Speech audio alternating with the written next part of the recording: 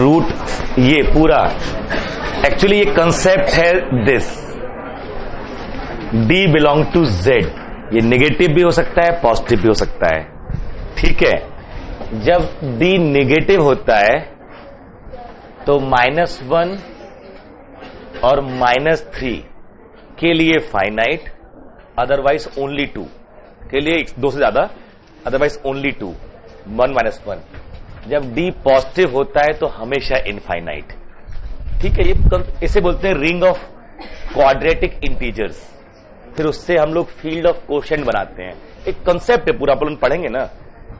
And बहुत परेशान मत हो, ये सफिशिएंट टाइम है, आप लोग सीखते आगे बढ़िए। आगे की टेंशन में ना अभी का टाइम क्यों खराब करते हो।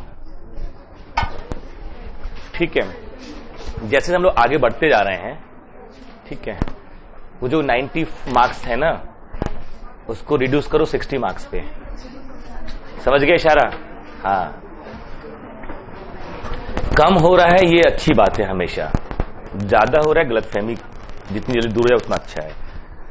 70 मार्क्स 75 मार्क्स टारगेट होना चाहिए आपका रियल और लीनियर में, और ये इजीली अचीवेबल है। जितनी इजीली मैं बोल रहा हूं ना, जैसे बोल रहा हूं इजीली वैसे अवेलेबल है। आप पढ़ेंगे हो जाएगा। ठीक है, पक्का, मतलब सेकंड थॉट ही नहीं है।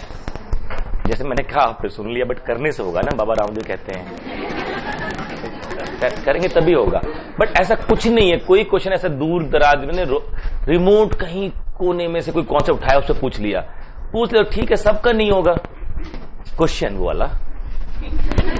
ठीक है, हाँ, बट उसके बाद बहुत कुछ अवेलेबल है। ऐसा कभी नहीं होता, मैं बार बार कहता हूं फिर भी वही सुनाई पड़ता है। किसी कोई क्वेश्चन आपसे नहीं हो रहा है, उसकी अगर वेट आप कैलकुलेट कर पा रहे हो कितना डिफिकल्ट है, कितना इजी है, कितना कॉम्प्लेक्स है, तो आपको दुखी नहीं होना चाहिए कि बहुत डिफिकल्ट क्वेश्चन हो सकता है, इसमें बहुत सारे कॉन्सेप्ट एक साथ यूज किए गए हैं।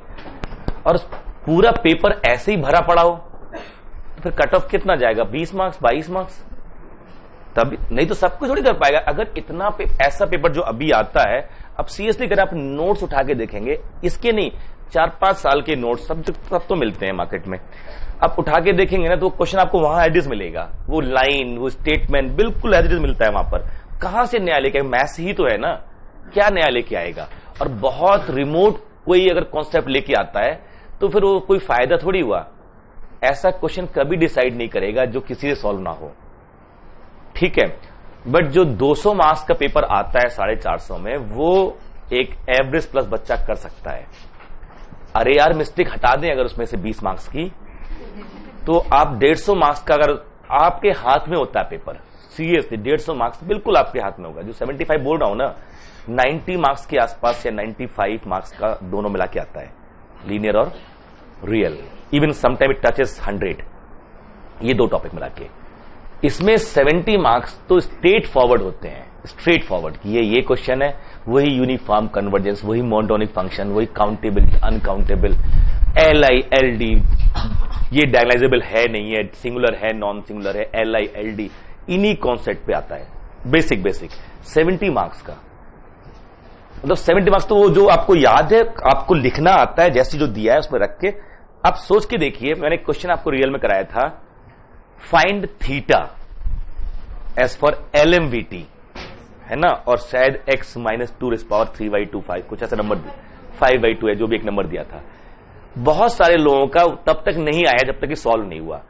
जब सॉल्व हुआ तो उनको खुद फील हुआ है हम बस केवल मक्कारी कर रहे थे, रखते तो हमारा भी हो जाता। उसमें केवल वैल्यू रखनी थी कि वो जो f'(x) और fx x2 रखना था, और वहां 2 + थीटा दोनों तरफ अपने आप कैंसिल होता आता। अगर आपको आइडिया केवल वो वैल्यू उठाई रखा, अगर ये भूल जाए उससे पहले क्वेश्चन देखते तो आपको लगता है पता नहीं क्या पूछ रहा है, वो थीटा कहां से निकालेंगे। It looks like complex, but the moment you have expression you put the value, पता है ये करना है, ये करना है, ये करना है। वेक्टर स्पेसेस की हम लोग बात करने जा रहे हैं।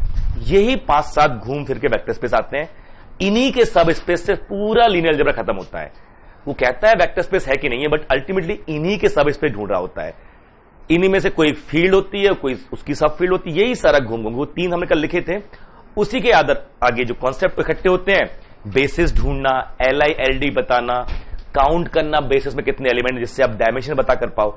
और वो जब आइडिया आपको ये नंबर ऑफ एलआई वेक्टर्स, एक कोई बुक अभी मैं देख रहा था, किसी ने मुझे वो दी थी सर, इसमें पता नहीं कौन सा है, लीनियर अलजेब्रा की प्रॉब्लम्स करके बुक थी, कोई फॉरेन ऑथर है ना हाफमैन कुछ नहीं है, शॉम्सी नहीं, कोई ऐसी गाइस पता नहीं क्या, देखा भी नहीं मैंने, बट चूंकि फॉरेन ऑथर है तो लोग थोड़ा तमीज से देखते हैं उसको। वो बुक मेरे पास इसलिए वो देकर गया कि उसने कोई क्वेश्चन मुझसे पूछा था पीछे, अभी मैंने उसका आंसर बताया, इसका आंसर ये आएगा, कहता नहीं आएगा सर, इसमें आंसर ये दिया गया है। जैसे उसका आंसर वो कह रहा है 16 में, लेकिन 16 तो नहीं आएगा, उससे कम आ जाएगा। मेरे हिसाब से 8 आ रहा था आंसर, उसके पास 16 आ रहा था। मैंने कहा ना यही आएगा आंसर। जब मैं अकेले फुर्सत से बैठा हूं, अपने केन में बैठ के मैं कैलकुलेट कर रहा हूं, तो थोड़ी बहुत डिस्टर्ब हो रहा हूं, तो पापा इतनी तो गुणा भाग मेरे में सही होगा ना, भले ठीक है प्योर पढ़ते हैं, कैलकुलेट किया वही आया। मैंने कि ना, मैंने दोबारा चेक कर लिया, फिर वही आया।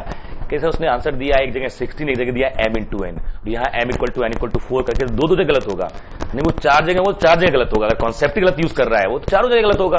उसने मान ही लिया कि फार्मूला m × n है, तो उसमें रख के निकाल रहा है ना, तो दोबारा भी रख के निकाल तब भी तो वही आंसर आएगा उसका, बट फार्मूला ही गलत बना दिया उसने m × n।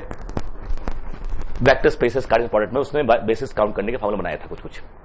तो होता ये है, और ऐसा नहीं कि हम उससे ज्यादा होशियार हैं, मगर बेसिस डायमेंशन वही बेसिक डेफिनेशन तो है ना। अगर मुझे इतने एलआई मिल गए जो सबको बना रहे हैं, अब डायमेंशन से ज्यादा तो हो नहीं सकती। और ये अगर एलआई वाकई है तो डायमेंशन यही होगी। फिर अगर कोई एक सेट सबको स्पैन कर देगा तो फिर डायमेंशन उससे ज्यादा तो कार्डिनेट हो नहीं सकती, सबको स्पैन। अब बस यही देखना कि इसमें से कौन सा फालतू लेके बैठे हम, जो बाकियों से बन जा रहा है उसको बाहर करते करते हम एलआई सेट पहुंच जाएंगे, दैट विल बी डायमेंशन। ये प्रोसेस बिल्कुल फंडामेंटल है ना, किसी को भी करना होगा। अगर ये प्रूफ हो गया वो एलआई है और वो सबको स्पैन कर रहा है, कोई कुछ कह ले, अब यही बेसिस बनाएगा और इतनी ही डायमेंशन होगी। फार्मूला मुझे क्या पड़ता है, वो m × n कह रहा है, अगर मेरा m+n आया तो फिर m+n होना चाहिए। सिंपल सी है ना, अगर मैं उससे देख रहा हूं तो मैं फार्मूला बना रहा हूं तो मेरे हिसाब से m+n आ रहा है, उसके हिसाब से m × n आ रहा।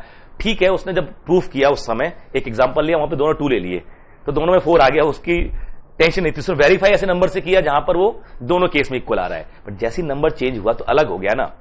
ये आपको कॉन्फिडेंस लाना होगा अपने अंदर। I know concept, I express that, जो वैल्यू आएंगे रखेंगे और निकाल के देखेंगे। लीनियर अलजेब्रा के क्वेश्चन जनरली हो जाते हैं, एक आध क्वेश्चन कहीं से फंसा दे, कोई आईपीएस क्वेश्चन फंस जाता है कभी कभी इनर प्रोडक्ट स्पेस का, और कहां से हो सकता है इधर वेक्टर स्पेस में, क्वेश्चन स्पेस वगैरह में कुछ फंस जाए, अदरवाइज कुछ नहीं है इसमें। मतलब बहुत आसान टॉपिक है।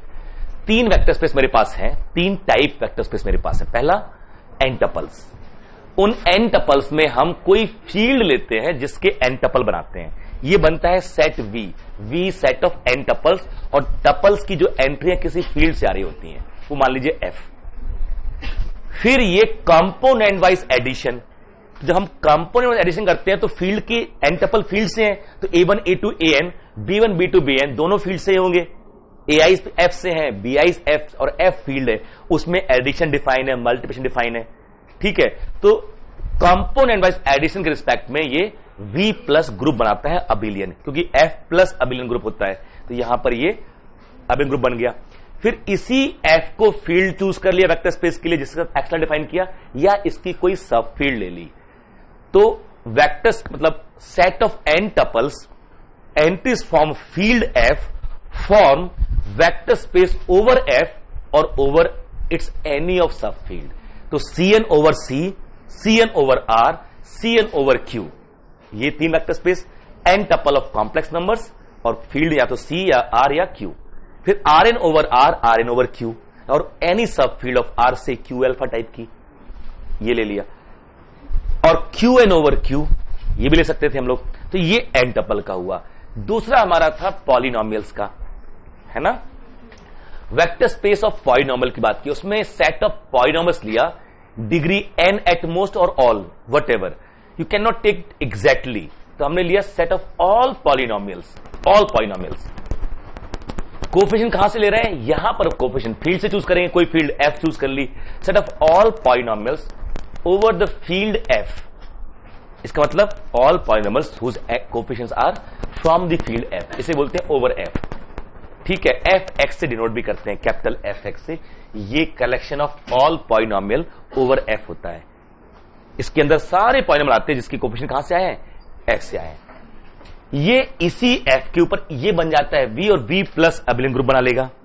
Sum of two polynomial, coefficient ही ऐड होते हैं, ऐड कोफिशिएंट हो रहे हैं तो कहां से एडिशन है, एफ का एडिशन है, वो सारे एडिटिव्स कहां से, एफ से, इसी में रहेगा। ए आई है तो माइनस ए आई भी होगा क्योंकि एफ प्लस अबिलियन ग्रुप होता है, तो सारा आ गया। तो एफ के ऊपर या इसकी किसी सबफील्ड के ऊपर ये वेक्टर स्पेस बना लेगा। Again we have idea of vector space of polynomials, entries coefficient are form a field, and then field of vector space is either the field of coefficient itself or it's any of subfield, can never be superfield। ठीक है। तीसरा आया vector space of matrices, aij m cross n, aij belongs to field f। Addition of matrices same order define, a है तो minus a का भी वही order होगा और एंट्री वहीं से आएंगी तो वो भी डिफाइन हो गया। ये भी f के ऊपर या f की किसी सबफील्ड के ऊपर वेक्टर स्पेस बना लेगा। ये तीन वेक्टर स्पेस हमने देखे थे कल। ठीक है। चौथा वेक्टर स्पेस फंक्शंस का, वेक्टर स्पेस ऑफ फंक्शंस।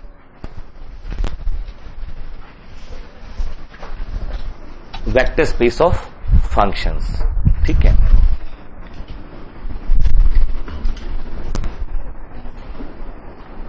इसको पहले ग्लोबल बना देता हूं, फिर उसमें सेट और सुपर सेट चेंज करते जाएंगे, है ना। वहां भी फील्ड का क्या इस्तेमाल होगा ये देखिए, F from S subset of F two F, ये मेरा कलेक्शन हुआ वी। इसमें हमने वो सारे एलिमेंट इकट्ठे कर लिए, सारे एलिमेंट जो अपने आप में एक फंक्शन है इस सेट वी में, और कहा एस टू एफ डिफाइन है जहां एफ कोई फील्ड है। पर्पस क्या है फील्ड लेने का, अब मैं f और g बिलोंग कराऊंगा अगर v को, तो जो सम है ना f प्लस g को नाम दूंगा h। अब h भी एक फंक्शन होगा और h का रूल क्या होगा, now h x equal to f x plus g x, f x plus, तो h वो फंक्शन है जिसकी किसी पॉइंट वैल्यू इन दोनों की वैल्यूज के सम के इक्वल आता है। अब यहां फील्ड लेने का फायदा यह हुआ कि एफ एक्स जी एक्स किसके मेंबर है, एफ के मेंबर है, एक्स भले एस का मेंबर हो। अच्छा यहां पर एस एफ का सबसेट नहीं होता ना तब भी ठीक था, एस हम लोग का सेट होता तब भी ठीक था, मुझे क्या फर्क पड़ने वाला, मुझे ऐड किसको करना है, इमेजेस को, इमेज कहां है वो तो फील्ड में है ना, तो सम वेल डिफाइन हो गया। और अब एच है तो माइनस, और जीरो फंक्शन वो भी इस सारे इकट्ठे कर रखे हैं तो वो भी सेट हो गया जिसमें सारे कहां मैप हो रहे हैं, जीरो पे, तो जीरो फंक्शन भी है इसमें, zero for all x belongs to s. और then V plus is abelian group, क्योंकि f x plus g x equal to g x plus f x होगा, क्योंकि ये दोनों किसके एलिमेंट है, एफ एक्स और जी एक्स, ये तो एफ के एलिमेंट है ना, तो ये। And then for alpha belongs to F, F belongs to V, define alpha dot F equal to suppose 5, एक नया फंक्शन बना रहा हूं एल्फा, और ये 5 फंक्शन एल्फा डॉट एफ वो वाला फंक्शन माना जाएगा कि अगर किसी एक्स की इमेज निकालनी है तो एल्फा इंटू एफ एक्स निकाल लीजिए। एफ एक्स किसका एलिमेंट है, एफ का, एल्फा किसका एलिमेंट है, एफ का, तो ये एलिमेंट किसका हो जाएगा, एफ का हो जाएगा, प्रोडक्ट एफ फील्ड है मेरी। ठीक है। हम रिंग भी ले सकते थे एफ की जगह, बट फिर ये एफ कौन सा चूज करते, ये V प्लस ग्रुप बना लेगा ग्रुप, अगर F की जगह कोई फील्ड की जगह कोई भी रिंग होता तब भी बना लेता ये तो, क्योंकि एडिशन सब्ट्रैक्शन नहीं चाहिए आपको, बट जब वेक्टर स्पेस बनाना होगा तो कोई ना कोई फील्ड चूज करनी पड़ेगी, तब जाके इसको इसमें होने के लिए तब मुश्किल कर देगा वो, इजंट इट, क्योंकि ये अल्फा कहीं और से आएगा, फिर फील्ड से आएगा, फिर अल्फा डॉट एफ एक्स इसको उस रिंग में होना पड़ेगा, तो that will become complicated. So here वहां पर हमने ये भी फील्ड ले ली, और जो फील्ड वही है, या तो हम वही फील्ड ले लें या उसकी कोई सब फील्ड। देन ये मेरा हो गया vector addition respect abelian group, ये मेरा अल्फा स्केलर मल्टीप्लिकेशन, अभी हमने वो टर्म यूज नहीं किए स्केलर मल्टीप्लिकेशन वेक्टर, अभी हम केवल वेक्टर स्पेस लिख रहे हैं, will use terminology, this called vector, this called scalar, zero vector, zero scalar etcetera. Then V forms vector space over F, over F और over any subfield of F, या तो यहां F ले लीजिए या कोई भी सबफील्ड लीजिए आप, ठीक है।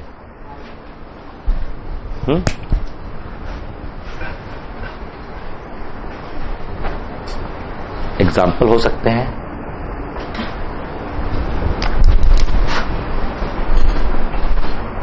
एग्जाम्पल 1,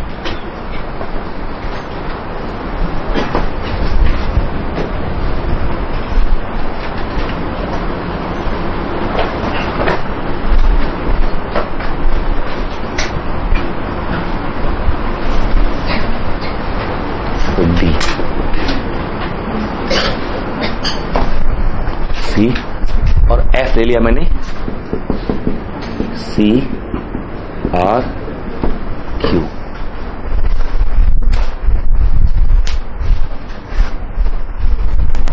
ठीक है, vector space of all function defined on D which is subset of R may be unit disc. What is that? Complex valued function, function of complex variable with domain D. सारे इकट्ठे कर लिए और यही मेरा addition, और किससे? D से सी पे। C is field of complex numbers. ठीक है, अब वेक्टर स्पेस किस पे बनाना है? सी पे भी बना सकते हैं हम, आर पे भी, और तीनों पे ये सारी कंडीशन होल्ड कर लेगा। And this is vector space of functions. एक एग्जांपल, ये कॉम्प्लेक्स वैल्यूड फंक्शंस हो गए और कॉम्प्लेक्स वेरिएबल के। ये डी सी भी हो सकता था, सी टू सी, या कोई भी एक सबसेट। यहां तुम चाहे तो ये डी को सी का सबसेट ना भी ले तो भी चलेगा। कहां जरूरी है डी का सी का सबसेट होना? अल्टीमेटली सारी एडिशन किस में जा रहा है? इमेजेस पे कर रहे हैं जो कुछ काम कर रहे हैं ना। ठीक है, तो वहां से ले रहा है तो कोई इश्यू नहीं है वहां पर। ठीक है, और सुपर सेट है तो ये हमेशा इसको अल्फा एफ एक्स, अगर ये इसका भी एलिमेंट है अल्फा, तो प्रोडक्ट तो हमेशा सी में चला जाएगा, तभी फंक्शन वेल डिफाइन हो जाएगा। वहां पर उसी में होना चाहिए ना, वेक्टर स्पेस के अंदर होना चाहिए। So this is one example.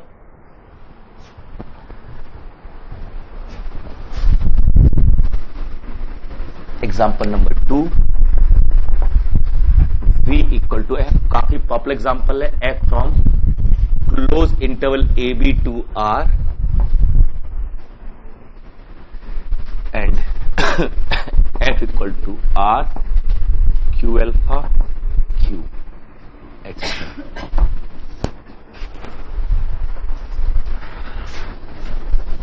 Example number 3,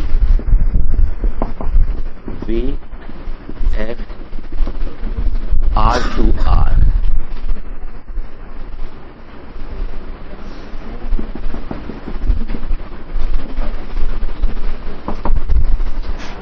ठीक है,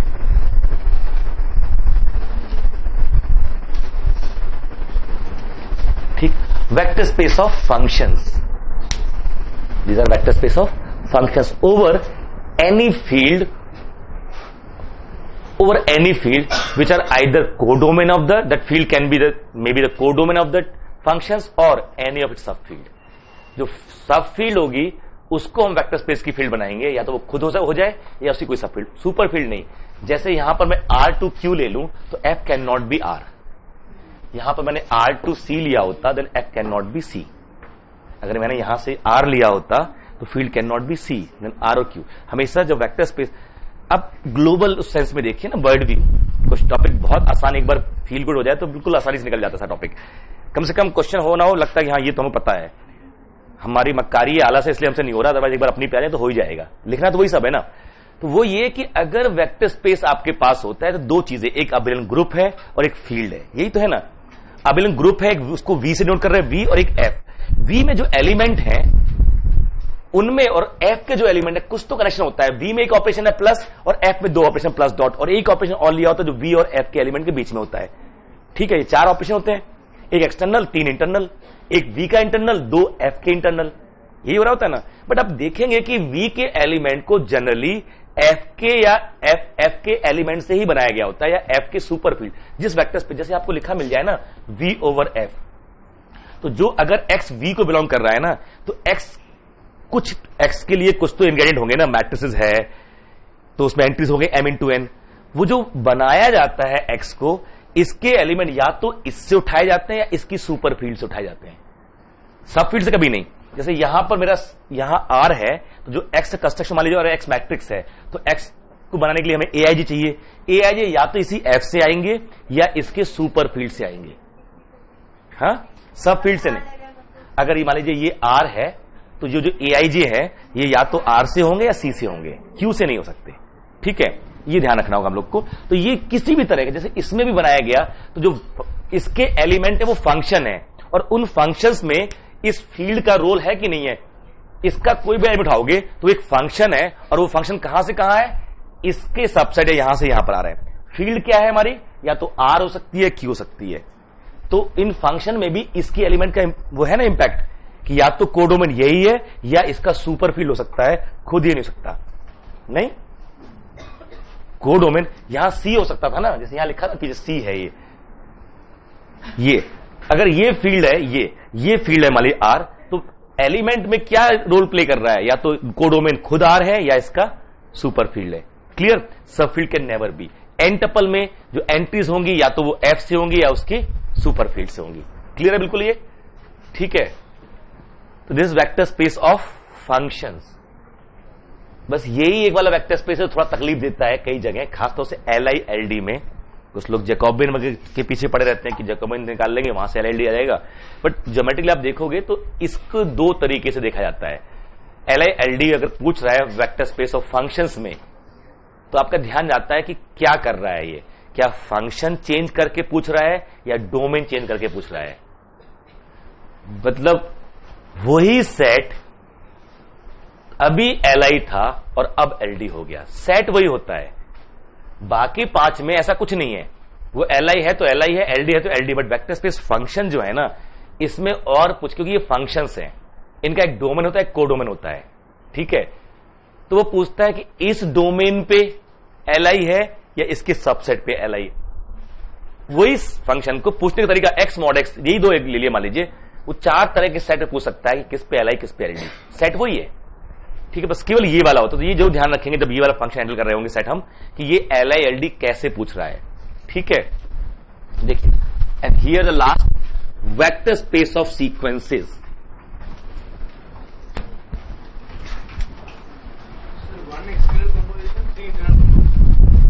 वन इंटरनल, हाँ, 1 एक्सटर्नल 3 इंटरनल। एक V और F के बीच में एक्सटर्नल, V के ऊपर एक वो उसका इंटरनल और 2 फील्ड के वो उसके इंटरनल, ठीक है। साइन 2 प्लस और 2 डॉट हैं, बट एक डॉट एक्सटर्नल है और एक डॉट इंटरनल है, और दोनों प्लस इंटरनल है। एक प्लस V के एलिमेंट के बीच में है और एक प्लस F के एलिमेंट के बीच में है, ठीक है। F और V के एलिमेंट के बीच में कोई प्लस नहीं है, F और है ना V के बीच में कोई प्लस नहीं है। अल्फा प्लस एक्स कभी नहीं देखा होगा आपने, alpha plus X. We don't add member of V and member of F. We multiply in some method a member of F and V, that alpha dot x called external, but we don't multiply the element of V. There is no dot between element of V. X dot Y नहीं है ना, आएगा X dot Y। Vector spaces में multiplication of vector is not defined so far, अभी हमने जरूरत नहीं पड़ी। हाँ, जब लीनियर अलजेब्रा पढ़ेंगे तब जरूरत पड़ेगी। कब पढ़ेंगे? जब लीनियर अलजेब्रा पढ़ेंगे तब। ये लीनियर अलजेब्रा नहीं पढ़ रहे हैं, ये वेक्टर स्पेस पढ़ रहे हैं। लीनियर अलजेब्रा भी एक स्ट्रक्चर होता है। What is linear algebra? बचपन वाला याद करो। Linear algebra is ring of linear operators, है ना। Collect all the linear operator on V, then with respect to addition of linear operator, it forms abelian group.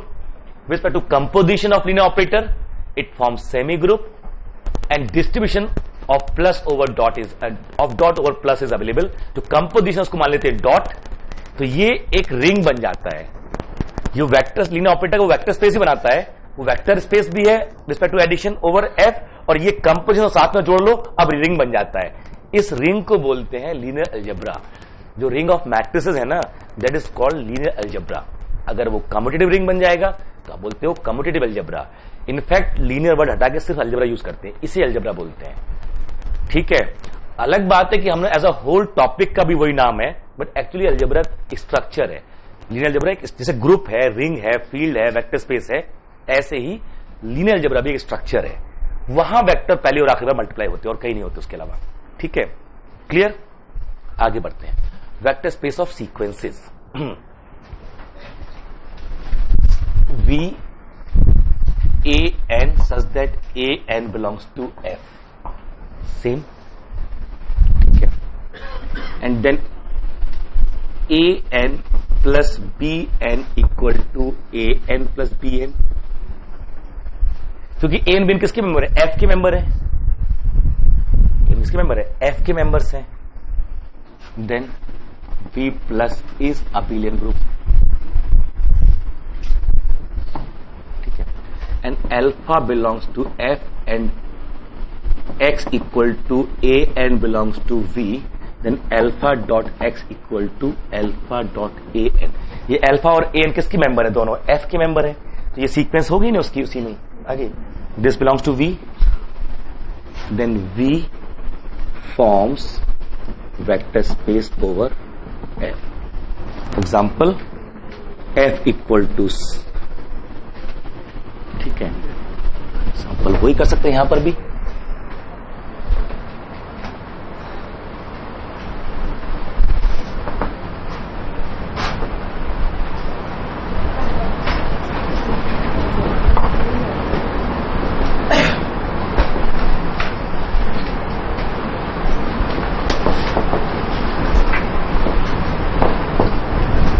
एक example बहुत है.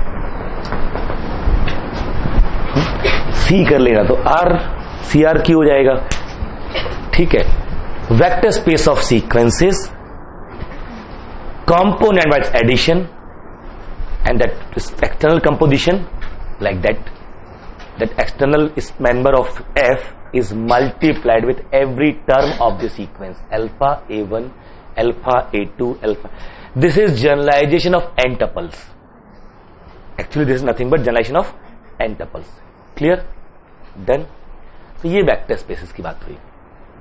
2-3 term लिखते हैं और उसके बाद फिर सब स्पेसेस देन LILD पे जाएंगे. ठीक है. रिजल्ट्स एंड प्रॉपर्टीज में आते हैं. मैंने सिर्फ वेक्टर स्पेस पहले डिफाइन किया और ये 5 एग्जांपल नोट कर लिए. अब वो जो लैंग्वेज हम लोग यूज करते हैं इस वेक्टर स्पेसेस में उसको इस्तेमाल करते हैं यहां पर. Number 1 results and properties. The element of F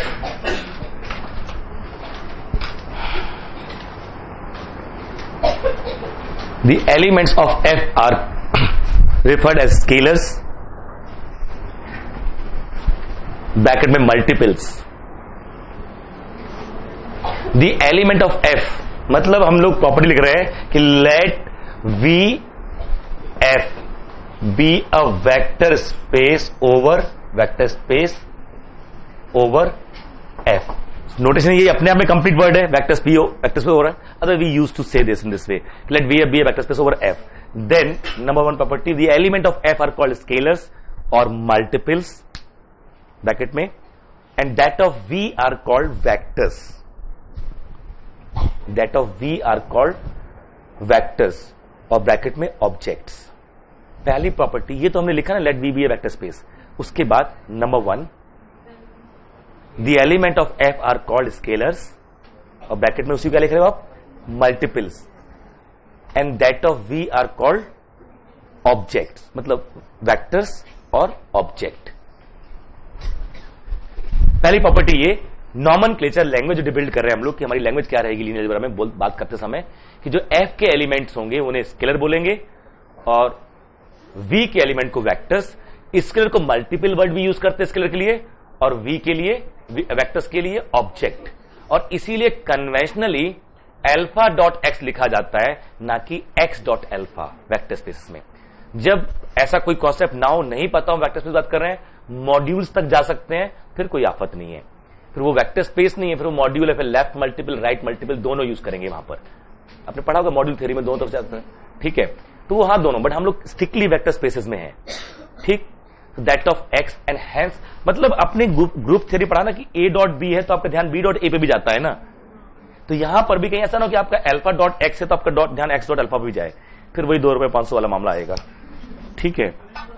हाँ ऑब्जेक्ट एंड मल्टीपल जो देखिए प्रोज और पोएट्री में डिफरेंस होता है ना. प्रोज और पोएट्री में वहां एक डिफरेंस क्या होता है. प्रोज में बोलते हैं वहां गर्मी थी और पोइट्री बोलते थी वहां गर्मी। कहीं भी राइम मिलाने के लिए आप वर्ड को यहां वहां कम्यूट करा सकते हो। तो यहां पर भी जो मल्टीपल प्रोज में ऑब्जेक्ट से पहले आते हैं हमेशा, है ना। आप 100 पान बोलोगे या 500 बोलोगे, सोच लीजिए, ठीक है।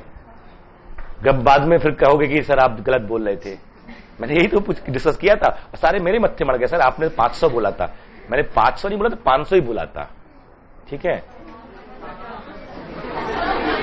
अच्छा वही तो मैंने कहा 1 रुपए में 500, मैं कहा 5 बोल रहा हूं, मैं बोल रहा हूं 1 रुपए में 500 तो 2 रुपए में। अब तो खैर पता ही है कि हम 500 बोल रहे हैं ना।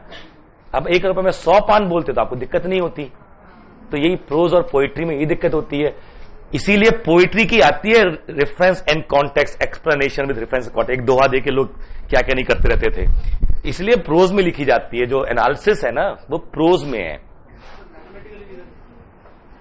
मल्टीपल ऑब्जेक्ट से पहले ही आएगा, मल्टीपल ऑब्जेक्ट से पहले ही आएगा। ऑब्वियसली उसको हाफ करना है, हाफ एक्स, एक्स हाफ थोड़ी होता, half of X some object. जो लैंग्वेज है ना कि ये अब एक्स हाफ नहीं समझ में आएगा ना आपको। ये मल्टीप्लिकेशन है, ये एक्शन है कि एक्स का हाफ किया गया, इसका मल्टीपल, ठीक है ना। जो मैथमेटिक्स रीजन नहीं है, लैंग्वेज रीजन है। हम लेफ्ट टू राइट लिख रहे हैं, राइट टू लेफ्ट लिख रहे हैं, एक कन्वेंशन होता है, एक लैंग्वेज का कन्वेंशन होता है। हम लोग जैसे इंग्लिश ऐसे लिखते हैं, हिंदी ऐसे लिखते हैं, ये लिखते हैं, उर्दू ऐसे लिख रहे हैं, या उर्दू नहीं जो भी रोमन ऐसे लिख रहे हैं, जैपनीज ऐसे लिख रहे हैं, ठीक है। कोई बनाएगा वो ऐसे लिखेगा, यहां कुछ बना देगा ऐसे, यहां खत्म। ज्यादा अच्छा तरीका ये लिखने का, ठीक है। But that is what convention. So elements of V and elements of F has separate term. And next point, ये लूजली कहना नहीं चाहिए, फिर भी alpha belongs to F and X belongs to V, then alpha dot X is called scalar multiplication. अगर हम vectors में आए हैं ना, तो वहां स्केलर मल्टीप्लिकेशन डॉट प्रोडक्ट होता था। वेक्टर्स में स्केलर मल्टीप्लिकेशन किसको बोलते थे? डॉट प्रोडक्ट को। वहां पे दोनों वेक्टर होते थे और रिजल्ट स्केलर आया करता था। ये क्या मजाक है, एक यहां से एक यहां से, वो टर्म वहां से लेके आए, वो थोड़ा सा ध्यान रखा जाए इस चीज का। बट फिर भी इसको बोलते हैं हम लोग, इसलिए एक्सटर्नल कंपोजिशन बोल रहे हैं, ना कि स्केलर मल्टीप्लिकेशन। बट है लैंग्वेज, तो this is called scalar multiplication, ठीक है। And as for all alpha belongs to F, X belongs to V, alpha dot X belongs to V, एक वेक्टर आता है। ये आता तो वेक्टर है, बोलते इसको स्केलर मल्टीप्लिकेशन है, और आता वेक्टर है। और हम कहते हैं V is closed with respect to scalar multiplication, इसका टर्म यूज करते हैं, V is closed with respect to scalar multiplication। ये अजीब क्लोजर प्रॉपर्टी है, एक यहां से एक यहां से, तो V is closed with respect to scalar multiplication, ठीक है। V is closed as well with respect to vector addition, है ना, वो ग्रुप है भाई, V ग्रुप है ना, V प्लस, तो close with respect to vector addition। अब बट यहां ये भी बोलते हैं, मैंने इसलिए दोनों सेंटेंस दिए आपको, क्वेश्चन आया हुआ है जिसमें उसने एक सबसेट दे दिया इन्हीं 5 में से किसी का, और फिर कह रहा है कि ये R पे या जो भी फील्ड रही होगी उस पर वेक्टर स्पेस बना रहा है कि नहीं बना रहा है। तो पहला ऑप्शन था no, as it is not close with respect to scalar multiplication. वो बोल रहा है पहला ऑप्शन कि then let V be a collection of these kind of ordered pair over R and field is R, suppose, then this is not a vector, पहला option not a vector space as it is not closed under scalar multiplication, it is not closed under vector addition, 1 dot x is not equal to x for some x, और last it is vector space. ये 4 option थे, gate का question है ये, ठीक है। अगर वो वेक्टर एडिशन पे फेल हो जाएगा ना, तो हम आगे बढ़ते भी नहीं है, इनका ऑर्डर भी है, पहले वेक्टर एडिशन होना चाहिए और फिर स्केलर मल्टीप्लिकेशन। वो अलग बात है कि वो मान लो वो दोनों ऑप्शन देते और दोनों फेल कर रहे हो, तो आपको दोनों टिक करना पड़ेगा, भले वो उसमें सिंगल करेक्ट हो, तब भी कोई एक टिक करके आगे बढ़ जाए, दोनों को मार्क्स मिलेंगे, जिसने ये किया हो ये किया हो, या दोनों ने किया हो तब भी होगा। बट अदरवाइज अगर सिंगल करेक्ट में है, वेक्टर एडिशन भी फेल कर रहा है, स्केलर मल्टीप्लिकेशन फेल कर रहा है, तो फिर हम स्केलर मल्टीप्लिकेशन नहीं जाते, हम वेक्टर एडिशन भी खत्म कर देते हैं। क्योंकि वो वेक्टर स्पेस बनने से सबसे पहले उसको क्या बनना पड़ेगा, अबिलियन ग्रुप बनना पड़ेगा, तब हम जाते हैं एक्सटर्नल कंपोजिशन के साथ। क्लियर? तो वो जो एग्जांपल था उसमें वेक्टर एडिशन फेल कर रहा था, अच्छा, चार स्क्वायर स्केलर मल्टीप्लाई फेल नहीं कर रहा था, वेक्टर एडिशन फेल कर रहा है और स्केलर मल्टीप्लाई फेल नहीं कर रहा था। उसमें वेक्टर स्पेस इसलिए नहीं था क्योंकि वेक्टर एडिशन फेल कर गया। हम देखते हैं क्या था। क्लियर हो गया। Third,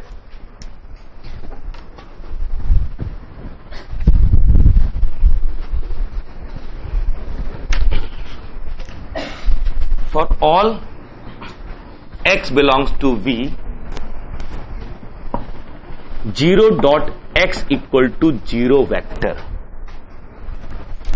where 0 is the 0 of F.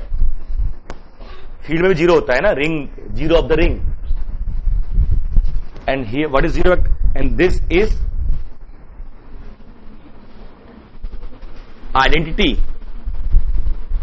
of V plus called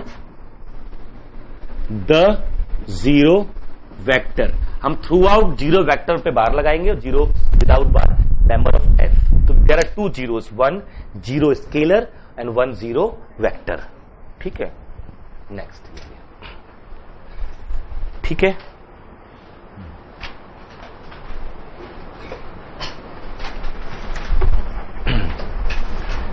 लग गया था. वेक्टर सब स्पेस भी डिफाइन कर लेते हैं, देन लीनियर कॉम्बिनेशन एलआईएलडी पे जाएंगे. सब स्पेस बात तो वही है सारी ना. सेट होगा, फील्ड होगी, हमको सारे पोस्टर चेक करने होंगे.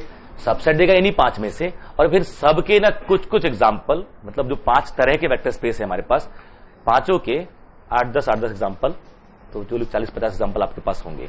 ठीक है, लिखिए. नहीं ऐसे मत देखो, नहीं होंगे. लिखिए सब स्पेस, एग्जैक्टली वही जो वेक्टर स्पेस की डेफिनेशन है, बिल्कुल वैसे आगे बढ़ेंगे. Subspace, let V be a vector space over F, मतलब VF be a vector space over F. सब space,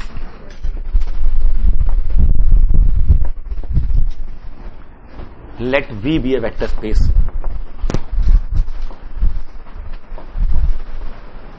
F and W is a subset of V. नहीं मेंशन कर रहा हूं नॉन एम्प्टी, चाहिए भी नहीं मुझे नॉन एम्प्टी, वो अपने आप फेल हो जाएगा. अगर एम्प्टी होगा तो मेरी हेडेक थोड़ी है. कंडीशन लगा देते हैं, अगर वो एम्प्टी होते हैं अपने आप फेल कर देते हैं, बोले नहीं है सब स्पेस. तो and W be a subset of V if W itself form vector space over F, the same field. Field change नहीं कर सकते आप. Then W is called a subspace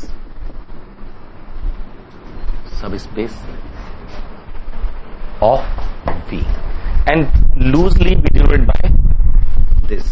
ये नोटेशन हमेशा यूज करेंगे हम. सब ग्रुप वाला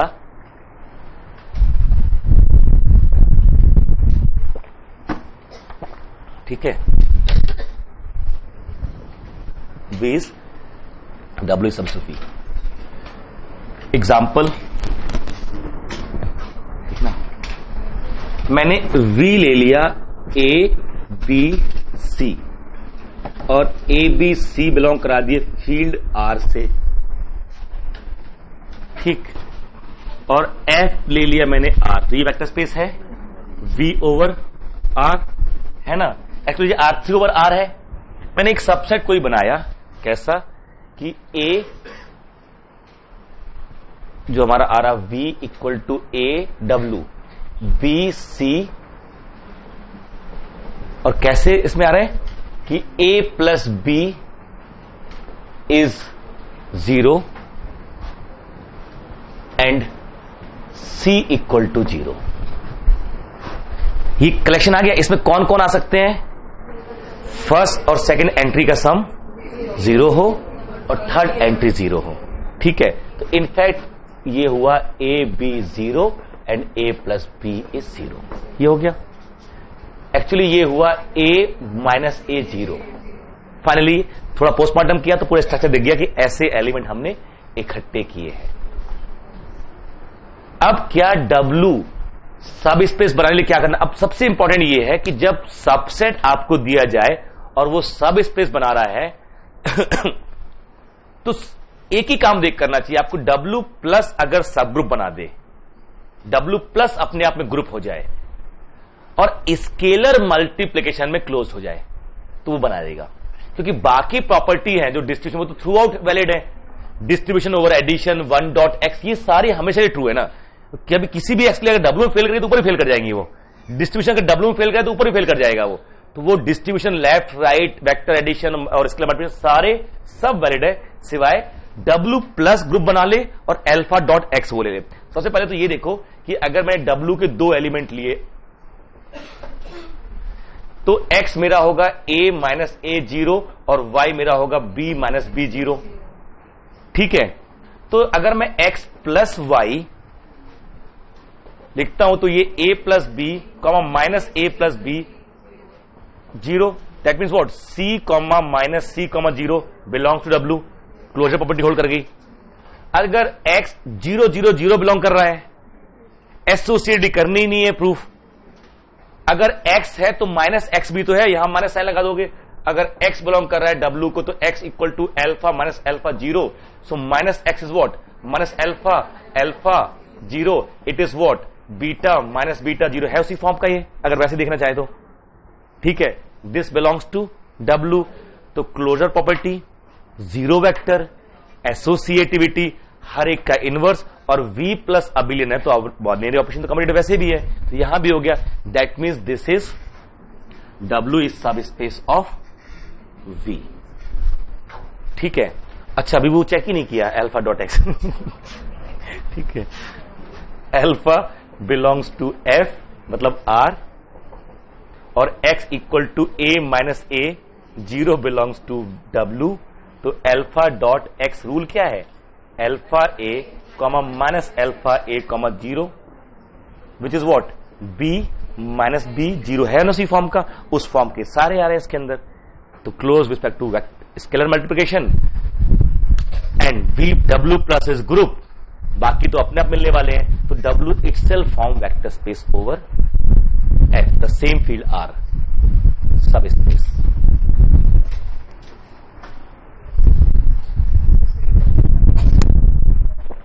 आपको दिखाना है उसका फॉर्मेट वही हो जाए जिस टाइप के उसमें एलिमेंट हैं।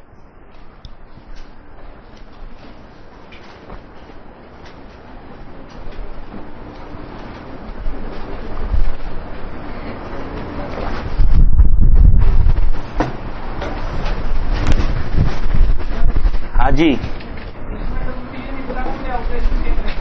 क्या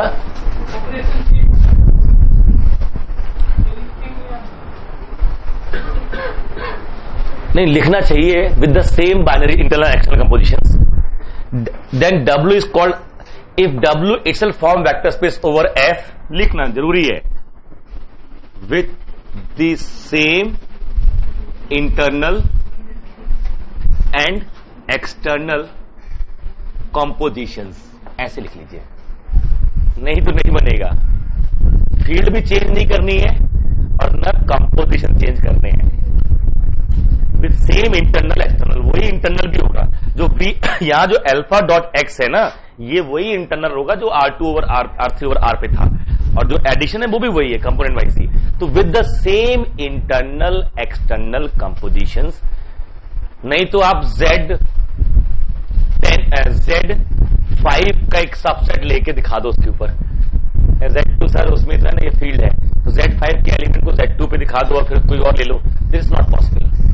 ठीक है, same binary operations, same external composition, ठीक है, और सेम फील्ड, वो R पे है और यहां Q पे प्रूफ करने चल दो, वो गलत है। देखना ये सब स्पेस नहीं बनाएगा, इसको थैंक यू बोलना चाहिए हमको अभी, ये सब स्पेस नहीं बनाएगा। देखना R3 मेरा V है, ABC, ठीक है, पता है, F मेरा R है, ये वेक्टर स्पेस है ना। मैंने W ले लिया ABC such that ABC belongs to Q, तो W सबसेट हो गया V का, then W is vector space over Q or not? ये W Q पे वेक्टर स्पेस है, बट ये W V का सब स्पेस नहीं है। ये अपने आप में वेक्टर स्पेस है, बट किस पे? Q पे। इस R पे तो नहीं होगा। ये सबसेट लिया मैंने, अगर इस नॉट अ सब स्पेस, ये सबसेट ले लिया, इसका ये वेक्टर स्पेस है V, और तो मैंने अगर यहां R लिया, मतलब फील्ड मेरी R है, आपने 1 1 1 बिलोंग कर रहा है, इसको ही नहीं कर रहा है W को, रैशनल है। मैंने पाई चूज कर लिया R से, external composition is not, it is not close, क्योंकि अंदर क्या रहेगा? Pi into 1 1 1 will give you pi pi and pi. It doesn't belongs to W. So W is not close with respect to external composition, scalar multiplication, hence it is not subspace. अच्छा, but ये W Q के ऊपर subspace बना लेगा, तो ये Q3 over Q ही तो हो गया, ये F3 ओवर F हो गया, और यहां बना लेगा, बट ये सबस्पेस नहीं माना जाएगा, है ना। कई बार ऐसा होता है जो सबसेट है वो उसकी किसी सबफील्ड पे सबस्पेस बना लेता है, उस पर नहीं बना पा रहा होता है, तो उसको सबस्पेस नहीं मानेंगे। क्लियर है? तो this W is not subspace because it form vector space over F itself, then subspace, now over the same field F, not over subfield. ठीक है? One step test, OST।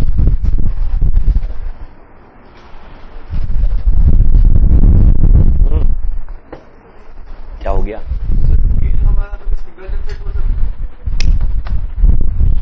What is definition of field? A CRU in which 0 is not equal to 1. याद आया? ऐसे से क्यों कर रहे हो? ऐसे से करो। हाँ, A CRU in which 0 is not equal to 1. और CRU है तो 0 भी यूनिटी तो चाहिए, और 0 1 इक्वल 2 एलिमेंट तो कम से कम चाहिए। सिंगल कैसे रहेगा फील्ड? अरे बाबा, V ओवर फील्ड होना चाहिए, फील्ड में कम से कम 2 एलिमेंट चाहिए। हाँ, ये वेक्टर स्पेस है V ओवर F, पक्का। R3 over R, Fn over F, ये वेक्टर स्पेस है। मैंने इस R3 का एक सबसेट लिया, दिस, ठीक है। तो this W is not a सब space of V. Why? As not close with respect to scalar multiplication. क्यों नहीं? हमने √2 ये अल्फा ले लिया, ये किसका मेंबर है? R का सेम फील्ड चाहिए ना दोनों के लिए, और इसमें आपने √2 A B C, तो ये √2 A √2 B √2 C, तो ये तो नहीं है W में, इसमें ऐसा होना चाहिए, इट इज नॉट। बट ये भी बताना चाहते ये W Q पे बना लेगा, क्योंकि अगर मैं Q फील्ड ले लूं इसके लिए, इसको भूल जाए, ये अपने में मेरा सेट है, ये Q3 है, ओवर Q वेक्टर स्पेस है कि नहीं है, तो ये W Q पे बना रहा है लेकिन R पे नहीं, भले इसका सबसेट है, इसलिए इसको हम vector Q3 over Q is not a subspace of R3 over R। Clear? ऐसी सब स्पेस, उनको दोनों को सेम फील्ड पे होना होगा, तभी सब स्पेस बोलेंगे। क्लियर है? हाँ, यहां पे तो उसका सबसेट कैसे होता फिर उसका वो?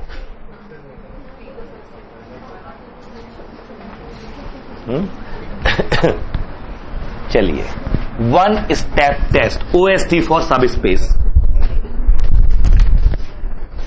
अलजेब्रा में आपने OST पढ़ा होगा for subgroup, OST for subgroups. क्या है OST for subgroup? One step test, let H be a non-empty subset of G if for all AB belongs to G, AB inverse belongs to H, then we say then H is subgroup of G and conversely। ये if and only test है, इसे one step test बोलते हैं group theory में। One OST जो define किया गया वहां पर कि for any non empty H subset of G, H is subgroup of G if and only whenever AB belongs to H, A dot B inverse belongs to H। इसकी बड़ी महिमा गाई गई है अलजेब्रा में, बड़े बड़े लोगों ने इसके बारे में बहुत बड़ी बड़ी बातें की हैं। वन स्टेप है, छोटा सा टेस्ट है, हम लोगों ने जब बेसी में किया होगा तो बस करके आगे बढ़ गए होंगे। But to understand algebra it is most important thing. मैं आपको एक वो रेफरेंस याद दिलाऊं, शायद गैलन में लिखा हुआ है ये, कि किसी ने गैलन से पूछा था, उसी में ये स्टोरी है, किसी ने गैलन से पूछा था फैकल्टी ने, सर बड़ा दुखी हो रखा हूं, मेरे बच्चे अलजेब्रा नहीं समझ रहे हैं, मैं खूब कोशिश कर रहा हूं पढ़ाने की, बट वो उनको इंटरेस्ट ही नहीं आ रहा अलजेब्रा में। एंड देन गैलन सेड कि go and ask them one step test, ask them to master one step test properly, and then you don't teach anything, let them master one step test. And then the teacher, he went back and never came back. That means he understood the concept कि यार सिखाना मुश्किल काम है, सीखना आसान काम है। हम खामा का उनको कुछ और ट्राई करें तो उनको कुछ और सीखने दो। और ये एग्जांपल बहुत वैलिड एग्जांपल है।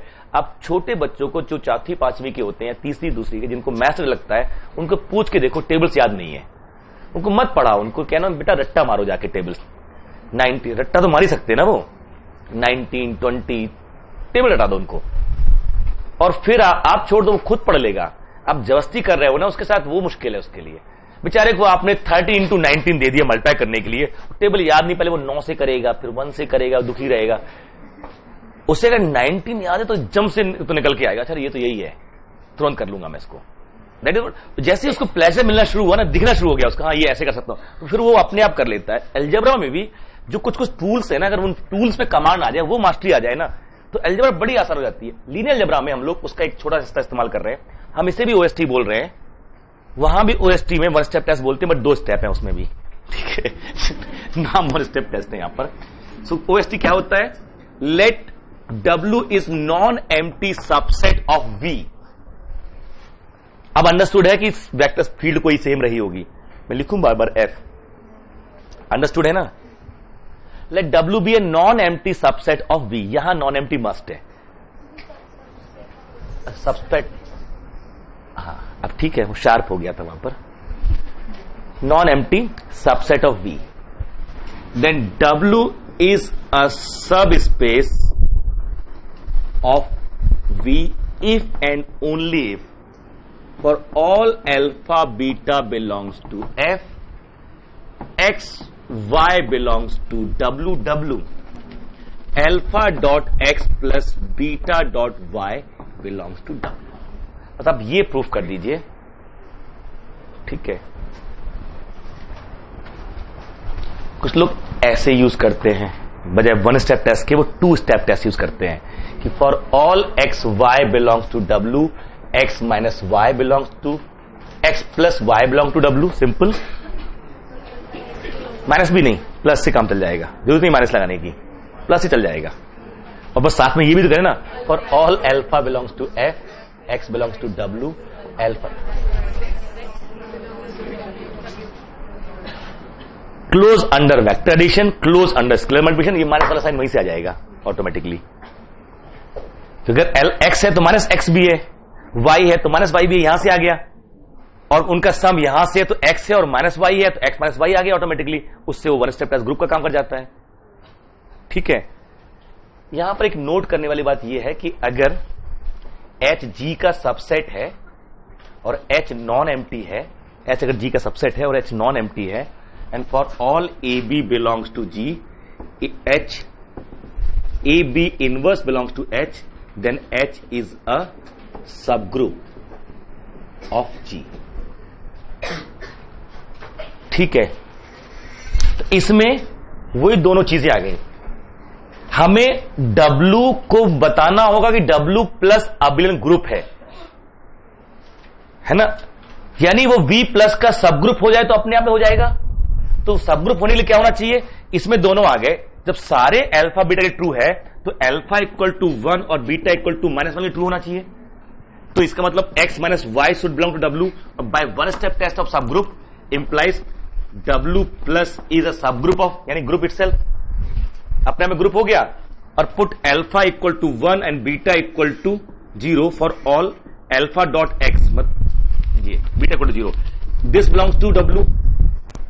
इसी से दोनों आने नहीं आ रहे हैं for any alpha, but beta अगर 0 कर लू तो यहां से वो हो गया क्या, अबिलियन ग्रुप, और यहां से क्लोज अंडर स्केलर मल्टीप्लिकेशन, और बाकी सारी प्रॉपर्टी ऑपरेशन की है वो रेडीमेड अवेलेबल है। तो यहां से भी हो गया सब ग्रुप, है ना, ये वेक्टर स्पेस बन गया, ये सब ग्रुप बन गया, और यहां पर ये क्लोज हो गया।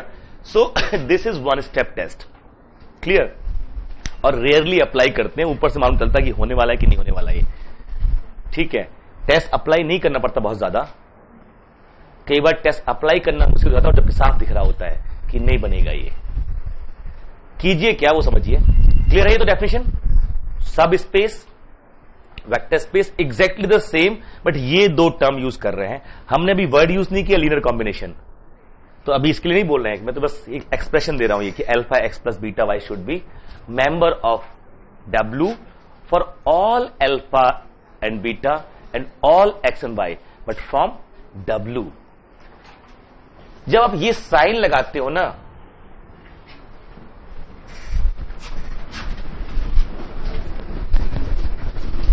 ये साइन, यहां कुछ होता है और यहां कुछ होता है, ये बड़ा गौर से देखना होता है कि ये हमारा लगाना राइट है कि नहीं है। आपको जब सबसेट देगा V का, तो उस सबसेट के फॉर्मेशन का कोई ना कोई रूल होगा।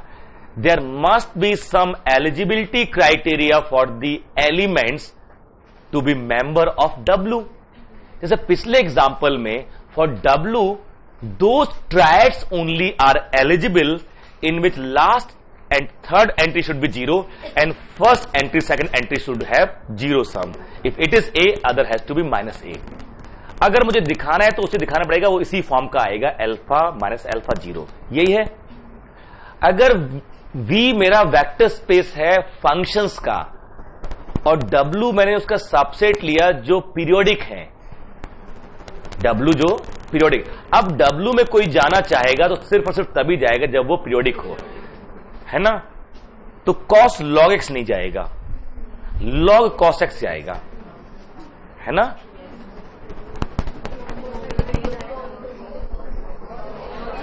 सही है। एफ ओ जी जब जी पीरियडिक होता है तो हो जाता है एफ ओ जी। सही है। आगे आगे पाठ, पीछे पीछे सपाट, सब भूल जाते हो। मैंने सही कहा था, cos x स्क्वायर नहीं जाएगा, cos स्क्वायर x जाएगा उसमें। हाँ जी, क्यों होना चाहिए?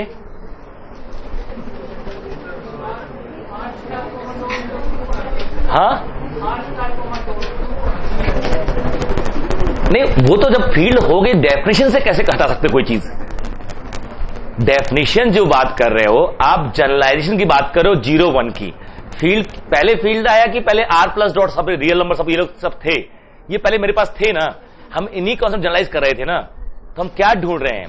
R का C का जनरलाइजेशन, ठीक है। तो we are looking for those algebraic structures in which 0 and 1 both are there and separate. अरे ये दो एलिमेंट तो हो ना।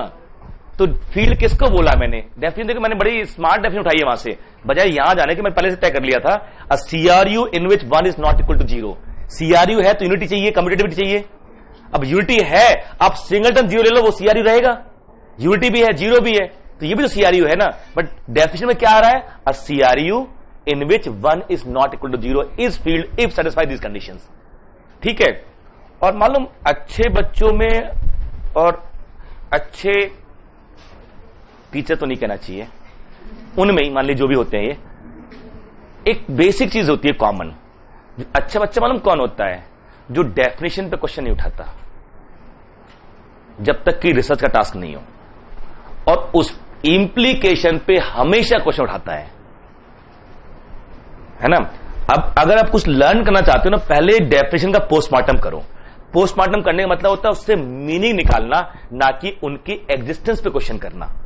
एक बार तो सारा पोस्टमार्टम हो जाएगा तो आपको समझ अच्छा ये सारा निकल के आ गया, एंड देन उससे क्या क्या इंप्लाई हो रहा है वो इकट्ठे करना। पोस्टमार्टम करने का पर्पस ही होता है। तो instead of questioning the definition we must imply as many thing as possible. And for teachers this is recommendation guide कि वो जो डेफिनेशन है उसका वो आपके साथ पोस्टमार्टम करे, और जो एक्सप्लेनेशन है उनको आंसर करे। He can not say no to answering implications, but certainly has right to say to answer those questions की नहीं बताना कि what is definition, क्यों आई, क्योंकि 400 साल लगा डेफिनेशन बनने में, हमने 1 सेकंड में कुछ उठा लिया उसके ऊपर। एक डेफिनेशन में इवॉल्व होने में बहुत टाइम लगा है। अगर आप किसी चीज को कहोगे कि यही क्यों लिया गया, बोर्ड मार्क्स क्यों आया, ऐसे ही, ठीक है, तुम रडार में आ गए मेरे, ठीक है। लेकिन वो कई सौ साल लगते हैं चीजों को इवॉल्व होने में। ये किसी एक आदमी का किया धरा थोड़ी है। अभी भी आपको इश्यू आएगा ना, एक बहुत बेसिक क्वेश्चन है, इंटीग्रल डोमेन की 4 बुक्स उठाओगे, आपको 4 डेफिनेशन मिल जाएंगी। अब क्या करें, वो डेफिनेशन है। जिस दिन मैथ्स कांग्रेस में एक बार बैठी इस पे, इसी चीज के ऊपर कि लेट्स मेक इट यूनिफॉर्म, और फिर सर्कुलर चला गया, तब हो जाएगा। नहीं तो अभी यही ड्रामा है कि आप यहां लिखो ऐसे ऐसे, ठीक है। यहां लिखना term, irreducible element, prime element, irreducible polynomial, integral domain, और यहां क्या, गैलियन, हस्टीन, रामजीलाल, फ्रेले, डमिट फुटे, डिक्शन, इन सब की डेफिनेशन लिखना। आपको डिफरेंस दिखाई दे देगा। किसी ने कम्यूटेटिविटी ली है, किसी ने वो भी छोड़ दिया, किसी को यूनिटी चाहिए। और इशू ये हुआ था कि इरिड्यूसिबिलिटी पे क्वेश्चन आया था नेट में, इसके पिछले साल की बात है, 1.5 साल पहले, हाँ 1.5 साल पहले आया, 3 एग्जाम हो गया सबसे। उसमें अगर आप गैलियन की डेफिनेशन लोगे तो सही हो रहा था, और मेरी डेफिनेशन लोगे तो गलत हो रहा था। वो मेरी नहीं है। अब मैं ये नहीं कह रहा कि मैंने उसमें से किस में से उठाई होगी, 4-5 उसमें से किसी उसमें होगी, बट मैंने थोड़ी को बनाई होगी, उसी में से किसी में होगी, बट मुझे वो ज्यादा अप्रोप्रिएट लगी है तो इसलिए उसको यूज कर रहा हूं। उससे गलत हो गया, बच्चे तो मुझे पीटेंगे। फिर वो आए, फिर उनको रेफरेंस दिखाए 4-5 बुक्स के, देखो ये देख लो, ये देख लो, ये देख लो, यहां से अब आंसर करो। तो उन्होंने उसको भी मार्क्स दिए, दोनों को मार्क्स दिए उन्होंने। बट गैलियन में काफी ऊटपटांग दिया है, ये वाला सेगमेंट, रिड्यूसिबिलिटी वाला सेगमेंट, वो कुछ भी बोल रहे हैं वहां पर। Otherwise group is wonderful, but एक ये हिस्सा काफी गड़बड़, ये और परमुटेशन। बट प्रॉब्लम ये कि किसको माने। तो डेफिनेशंस में ना जनरली बहुत परेशान नहीं होना चाहिए। आपको जो मर्जी है, किसी एक अच्छी बुक ने कह दिया ना तो वो लिख लो। अब ये नहीं कि आपके मोहल्ले में किसी ने लिख रखी बुक और उसका रेफरेंस देके, नहीं तो फट से लिखवा दे, उस बीच में लिखवा देते हैं एक बुक। जैसे रिजल्ट गलत आया, एक बुक लिखवा दी, पब्लिश करवा दी, सर इसके हिसाब से ये था आंसर, हमने ये पढ़ी थी। किसने लिखी? सर मेरे चाचा जी हैं मोहल्ले में, उन्होंने लिखी। तो डेफिनेशन हमेशा स्टैंडर्ड बुक से फॉलो करो, but there is no guarantee that this is the only definition, ठीक है। मुझे नहीं लगता कि अगर मैं 0 सिंगल ले लूं तो कोई आफत आने वाली है, बट हर बार डिस्कशन में एक पॉइंट ऐड करना पड़ेगा, trivial non trivial. Let us take 2 different fields, one is trivial field and other is non trivial field. Take it 0 and non 0, देखिए कितना यूजफुल होता है वो कॉन्सेप्ट। आजकल चल तो रहा था कि आज मैं डिस्कशन में वहां बता कि जो थीटा इन्फिनिटी के टर्म कॉन्सेप्ट यूज कर रहे थे हम लोग, theta infinity, n tuple of sequence if convergent, divergent, ऑस्टेट, ये टर्म डिफाइन करने को बेस्ट में चर्चा हुई। सर ये भी डिफाइन कर लो, आपने बताया तो एन टपल ऑफ सी। तो मैंने लेट्स डिफाइन थीटा इन्फिनिटी। पहले थीटा इन्फिनिटी डिफाइन किया है, मुझे भी नहीं पता, बट बैठ के मिलजुल के डिफाइन कर लिया। Theta infinity means minus theta infinity और प्लस थीटा इन्फिनिटी, इस लाइन पे चले जाना। फिर बताया कि जब सारे कंपोनेंट उस थीटा इन्फिनिटी पे जा रहे होंगे, then I will say that sequence of n tuple is divergent. अब वो थीटा प्लस थीटा इन्फिनिटी पे जाए या माइनस थीटा इन्फिनिटी पे जाए, a n b n c n दोनों हमें सारी कहां जाए, इसी लाइन पे जाए। ये जो लाइन है, इस लाइन पे या इस लाइन पे या ऐसे ऐसे, ये एक लाइन है थीटा, इस पे जब पहुंचेंगे तो थीटा इन्फिनिटी पहुंचेंगे, और इसी लाइन पे इधर आएंगे तो माइनस थीटा इन्फिनिटी पहुंचेंगे। जब एन टपल है, सारे इसी वाले पे जा रहे हो, इन्फिनिटी पे जा रहे हो, सारी डाइवर्जेंट हो, बट सारे कहां जा रहे हो, इसी वाले पे, then I will say that sequence of n tuple is divergent. But define कर लेना और फिर उसको संभाले रखना नहीं, कहां का, क्योंकि वो इंटरसेक्ट करेगा, बहुत सारे कॉन्सेप्ट से इंटरसेक्ट करेगा, वो वहां कैसे डिफाइन करोगे। यहां हमारे पास सिर्फ यही है, अगर हम वेक्टर एडिशन और स्केलर मल्टीप्लिकेशन दोनों प्रूव कर दें कि ये सेटिस्फाई हो रहा है, सबसेट कर रहा है, तो वो सब स्पेस बना लेगा। हमें x माइनस वाई नहीं करना है, x plus y and alpha x, इसी से हो जाएगा सारा। या सिर्फ ये कर लो एल्फा एक्स प्लस वाई, तब भी हो जाएगा। जरूरत है दोनों तरफ रखा जाए, एल्फा एक्स प्लस वाई, तब भी हो जाएगा, क्योंकि ये आर्बिट्री वेक्टर हो गया, ये भी आर्बिट्री वेक्टर हो गया, सम भी हो गया, और तो इस एक से भी हो जाएगा। ये तरीके हैं प्रूफ करने के। करना क्या चाहिए, look at here, a b, a dot b get equal to 0, this subset of R2 over R which is vector space है सबसेट R2 का, but this W is not a subspace. कारण closure. अच्छा, x और Y देखिए operate कर रहे हैं, x a comma b, y c comma d. This implies a dot b get equal to zero, this implies c dot b get equal to zero. हो रहा हो? अब यहां से आते जैसे अल्फा डॉट एक्स क्या हो जाएगा, alpha a alpha b, it is suppose m comma n आ गया। तो what is m into n, alpha square a dot b get equal to zero. आ गया नहीं आ गया? ये ऑलरेडी पॉजिटिव है, अल्फा इसका पॉजिटिव आ गया। This is close under scalar multiplication, this W is close under scalar multiplication. हो रहा नहीं हो रहा यहां पर, but not under vector addition. क्यों? कोई भी एक ढूंढ लो, बताओ कोई बताओ जहां क्लोज ना हो एक्स और वाई, ऐसे बताओ मेरे को। -2 कर लिया, +3 और 1 कर लिया। दोनों पॉजिटिव होने चाहिए, दोनों नेगेटिव होने चाहिए, तभी इसमें आ जाएगा। ये दोनों पॉजिटिव है, इसी में ही है, ये दोनों, ये पॉजिटिव नेगेटिव, तो क्या हो गया ये 1 -1। ये दोनों का प्रोडक्ट इसमें नहीं आया, hence it is not vector space. ये गेट का क्वेश्चन था, गेट में आया हुआ था। इसी में 4 ऑप्शन थे कि it is not y so it is not vector space as vector addition, it is not close under vector addition, है ना।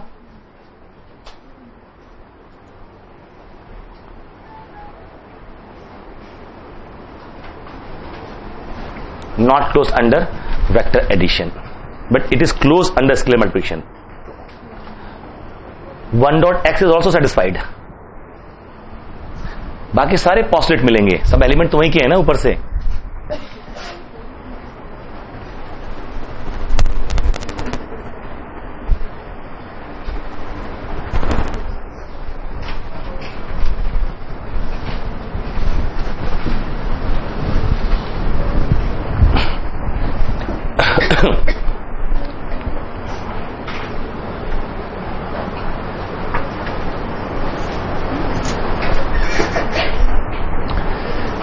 अब एग्जाम्पल लिखना शुरू कीजिए, सभी में, पांचों में सब स्पेसेस के।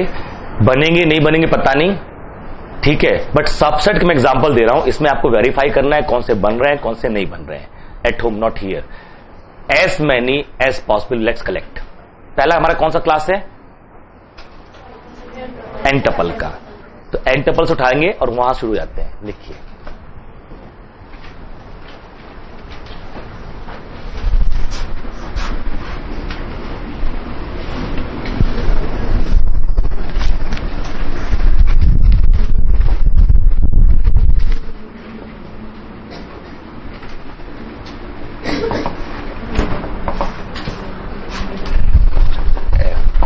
आपकी मर्जी, एफ सी लेना, आर क्यू जो भी, हम एफ, और मेरी फील्ड भी एफ ही है, ठीक है।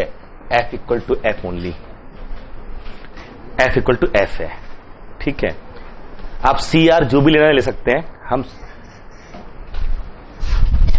अब इसमें ना ये तो मेरा वी था, मैं डब्ल्यू बना रहा हूं और इसमें x belongs to V such that x equal to A1 A2 AN, और यहां मैं कंडीशन दूंगा यहां पर आपको 1 2 3 करके। तो ये लिख लीजिए और कंडीशन लिखते जाइए कि इसमें एक्सप्रेस कंडीशन कौन कौन सी आ रही है। तो जितनी पॉसिबल कंडीशन हो सकती है वो इकट्ठी करते हैं। Number 1,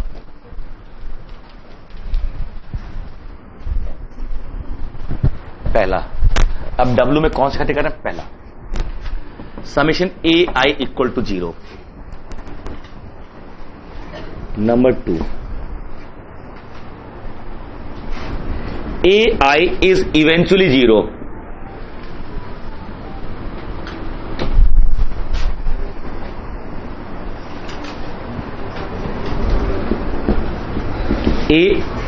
Third, AI equal to 0 when I is even.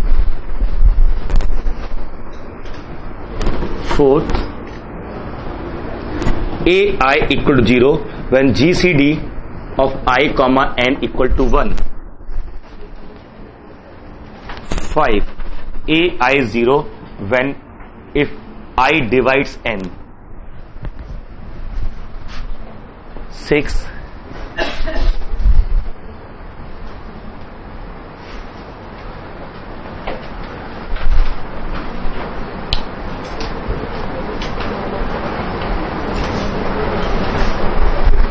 Summation i a i equal to 0, i equal to 1 to n.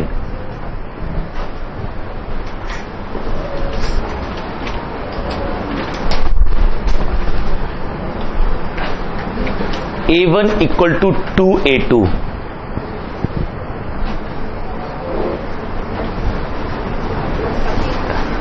पहला A1 इक्वल टू 2A2. ऐसे सारे जिसमें second entry second component first का डबल हो.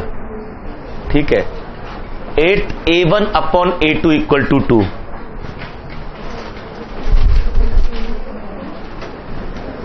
ठीक है.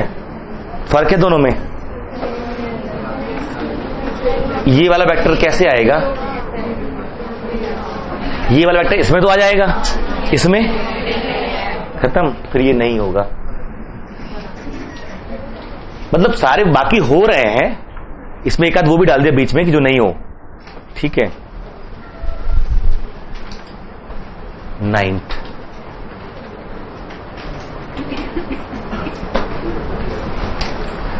ये देखिएगा, summation a r equal to 0 for r equal to 1 to k. k is less than n and greater equal to 1, and a r is 0 for r greater than or equal to k. greater than k ना यहां तक. ये मेरे मतलब शुरू के कुछ का सम 0 है, उसके बाद के सारे जो हमने पहला एग्जांपल लिखा था a प्लस बी 0 और c a plus b 0 c 0. ठीक है. And here the last.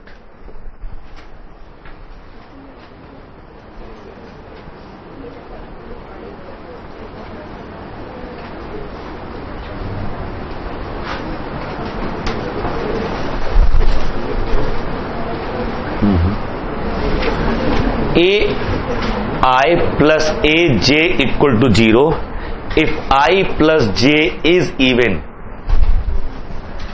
इसमें सिर्फ एक 8 नहीं है, बाकी सारे हैं. पर्पस जो यहां इस तरह का देने के पीछे है, हम यहां से वेक्टर स्पेस सब स्पेस बनाएंगे तो बेसिस ढूंढेंगे. डायमेंशन पूछता है इस तरह एग्जांपल की व्हाट इज डायमेंशन. पिछले 10 साल में 7-8 क्वेश्चन इतने सिंपल से ऐसे आए हैं. जैसे ये एग्जांपल था, उसने दिया हुआ था W equal to A1 A2 A100 और दिया था कि A1 equal to A2 equal to A50 equal to 0 and summation AI vary from 51 to 100 equal to 0. ये एक सबसेट था R100 का, और फिर पूछ रहा था कि इसकी डायमेंशन क्या आएगी. ठीक है. तो क्या आएगी डायमेंशन? 50 तो ये खत्म हो गए. 50 में 49 नहीं. How will learn how to find dimension, there is no problem. But ये इन सब में ये ढूंढना कब, जैसे इसमें डायमेंशन क्या आएगी, इसमें n minus tau n, n minus 5n, और इसमें फिर n इवन है ऑड है, उसके अकॉर्डिंग तय होगा कि कितने इवन कितने ऑड आ रहे हैं. अगर n ऑड है 1 to 9 तो पहला भी ऑड है, लास्ट वाले भी ऑड है, तो इवन कम हो गए ना, एक कम हो गया, तो उसके अकॉर्डिंग वो 0 हो जाएंगे, जो बाकी नॉन 0 बचते हैं दैट डिसाइड द डायमेंशन. ठीक है. क्लियर है ये? तो नेक्स्ट कौन सा था आपका? पॉलिनोमियल का. बहुत हो गया. आगे लिखो. वेक्टर स्पेस ऑफ पॉलिनोमियल, उसके अंदर मैं सिर्फ सब पॉलिनोमियल कैरेक्टर बता रहा हूं, आपको वो इकट्ठे करना है. हाँ जी. किसमें ai इज इवेंचुअली 0, इसमें n-1 आएगी.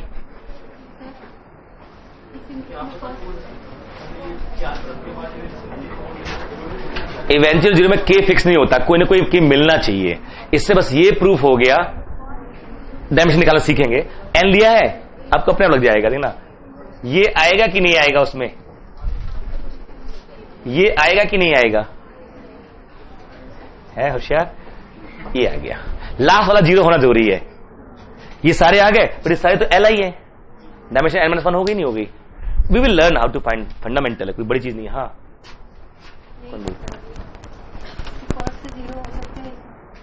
हाँ 0 भी हो सकते हैं. इवेंचुअली 0 मतलब k इक्वल टू 1. इसका इवेंचुअली 0 मतलब होता है that is k such that ai 0 for all i greater or equal to k. k can be 1, नहीं तो 0 वेक्टर नहीं आएगा. जो आप परेशान थे जीरो वेक्टर कैसे आएगा उसमें, ये ढूंढ रहे थे जीरो वेक्टर। हाँ, अब आ गया जीरो वेक्टर। अब बताओ कौन सा वेक्टर ला दें, आप बोलो एक बार। ठीक है, सारे वेक्टर आ जाएंगे। लिखिए वेक्टर स्पेस ऑफ पॉलिनोमियल में फर्स्ट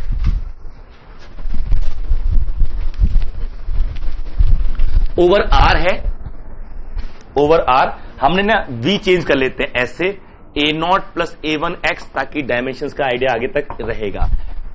एन इज फिक्स्ड, ठीक है, एन फिक्स हो गया है। ए आई बिलोंग्स टू आर, ये मेरा वेक्टर स्पेस है और फील्ड भी मेरी कौन सी है, आर की। ठीक, फील्ड मेरी आर की है। That means it is vector space of polynomials of degree n at most over r. It is vector space of polynomials with real coefficient of degree n at most over the field of real numbers. That is a complete description of vector space. Now, सबसे पहला px जो ले रहे हैं हम लोग, px हम के बारे में बात करेंगे हम लोग। w px belongs to v such that, ठीक है। अब यहां पर पहला sum of coefficient is 0, sum of coefficient is 0।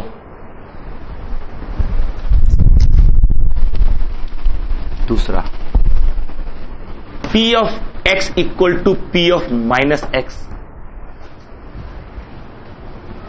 तीसरा p of x equal to p of minus x के बाद p of x equal to p of 1 minus x, मतलब वो पॉलिनोमियल जिसमें ये हरकतें होती हो।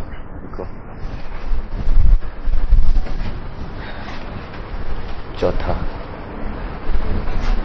देखिएगा p 0 equal to p1 equal to p2 equal to 0। मतलब ये 3 पॉइंट पे वो 0 होते हो, 0 पे, 1 पे और 2 पे। 5 डिग्री n का बाकी आएगा वो, ठीक है ना। P R equal to 0 for r equal to 1 to n।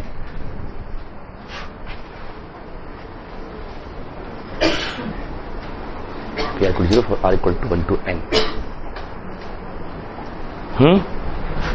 6 p of minus x equal to minus p of p of minus x plus p of x equal to 0।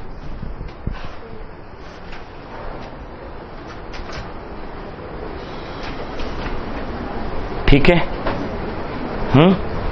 Real पढ़ के आए हो। p of x equal to p of 2x।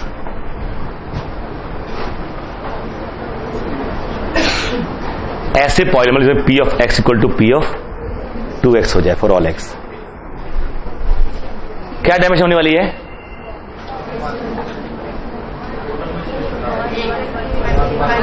क्यों? Continuous function है f of x equal to f of 2x, then f is constant. So फिर वो एक की बाकी सारा, तो a1 a2 a3 सारे 0 हो जाएंगे, केवल a0 बचेगा। ठीक है, 8 वैसे भी रखोगे, एक्चुअल रख के देखो तब भी 0 आने लग जाएंगे। ठीक है,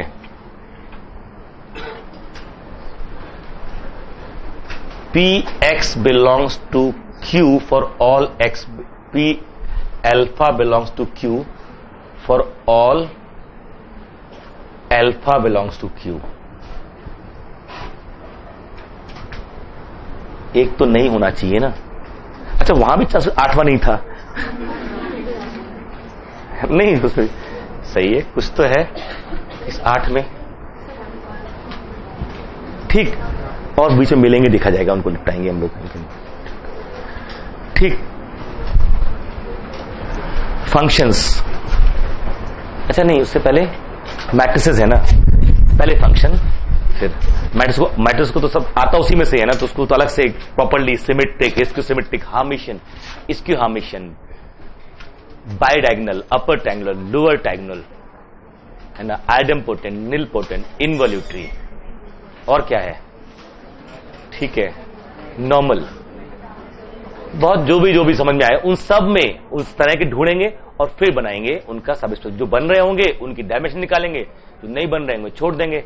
यहां पर भी जैसे R over vector space of n cross n matrices entries from C over R will form vector space, over R vector space बना लेगा। एंट्रीज हम R से कर लेंगे तभी बना लेगा, अब सब स्पेस कहलाएगा। V set of all matrices n cross n entries are from the field complex over the field R it is vector space। सब फील्ड ले सकते हैं ना, over the field R it is vector space। Now इसका मैं वो subset ले लूं जिसमें एंट्री रियल हो, तो अब भी बना लेगा ये ओवर R, अब ये उसका सब स्पेस कहलाएगा क्योंकि फील्ड दोनों में सेम है और ये उसका सबसेट है। क्लियर है ना? तो उसमें अलग जाते हैं। फंक्शन में लिख लीजिए vector space of functions, R2R लिखिए, R2R सारा डोमेन मेरा R है और ये बनाएगा V from F from R to R। हम R2R ले रहे हैं और इसके सब स्पेस चेक करेंगे। बस मैं केवल F की प्रॉपर्टी लिख लूं, F belongs to V such that यहां पर F के बारे में लिखते चले जाते हैं और जो रियल आंसर पढ़ के आए हैं वहां से उठाइए टर्म और शुरू हो जाए। पहला बाउंडेड, फर्स्ट मतलब कौन सा सबसेट, उनमें वो आएंगे जो सारे बाउंडेड हों। पहला बाउंडेड, दूसरा पीरियोडिक, तीसरा मोनोटोनिक। आपको टेस्ट करना बनाएंगे नहीं बनाएंगे, ठीक है? पहले के अलावा बाकी दो तो नहीं है, अभी क्रॉस करवा देते जो नहीं है, बट एक बार तो खुद भी सोच के देखो ना कौन से। बाकी दो में केवल 8 थे, 8वें मैंने क्रॉस कर दिया, बाकी सारे वो जो बना रहे थे। ये इनफाइनाइट डायमेंशनल वेक्टर स्पेस हैं, सारे नॉन FGVS हैं। तो यहां पर मेरा इंटरेस्ट अभी डायमेंशन में था नहीं, इसलिए सारे दे रहा हूं। वहां तो सब जगह डायमेंशन में इंटरेस्ट है, तो इसलिए मैं वो दे रहा जो बनाए मेजरली, एक आध बीच में टेस्ट करने के लिए, ताकि आप झोंक में हर एक को हाँ ना कर दे, ठीक है? एक आध वो भी एग्जाम्पल जो नहीं बना रहा है। तो पहला बाउंडेड, दूसरा पीरियोडिक, तीसरा मोनोटोनिक, चौथा बिलोंग्स टू 01 R01, चौथा जो है F belongs to R01, Riemann integrable over 01। मतलब सारे इकट्ठे किए, बट उसमें से वो इकट्ठे कर लिए हमने यहां पर सारे में से जो 01 पे रीमान इंटीग्रेबल है, जो 01 पे बाउंड वेरिएशन है। Next R of BB on closed interval 01, कौन सा एग्जांपल है ये? फिफ्थ ना, फिफ्थ मतलब वो which are of bounded variation on closed interval 01, ठीक है? नेक्स्ट में which are with compact support F such that F is with compact support. Next example मतलब कौन से इकट्ठे कर रहा हूं मैं? F which are with compact support.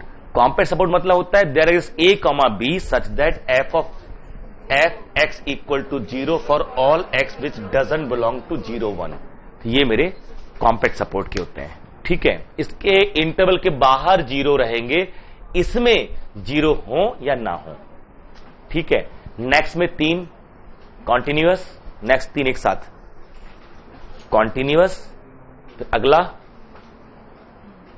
Uniformly continuous, 8, 9, 10 एक साथ लिखा दे रहा हूं ना, कॉन्टिन्यूअस, नेक्स्ट में यूनिफॉर्मली कंटिन्यूअस और उसके नेक्स्ट में डिफरेंशिएबल।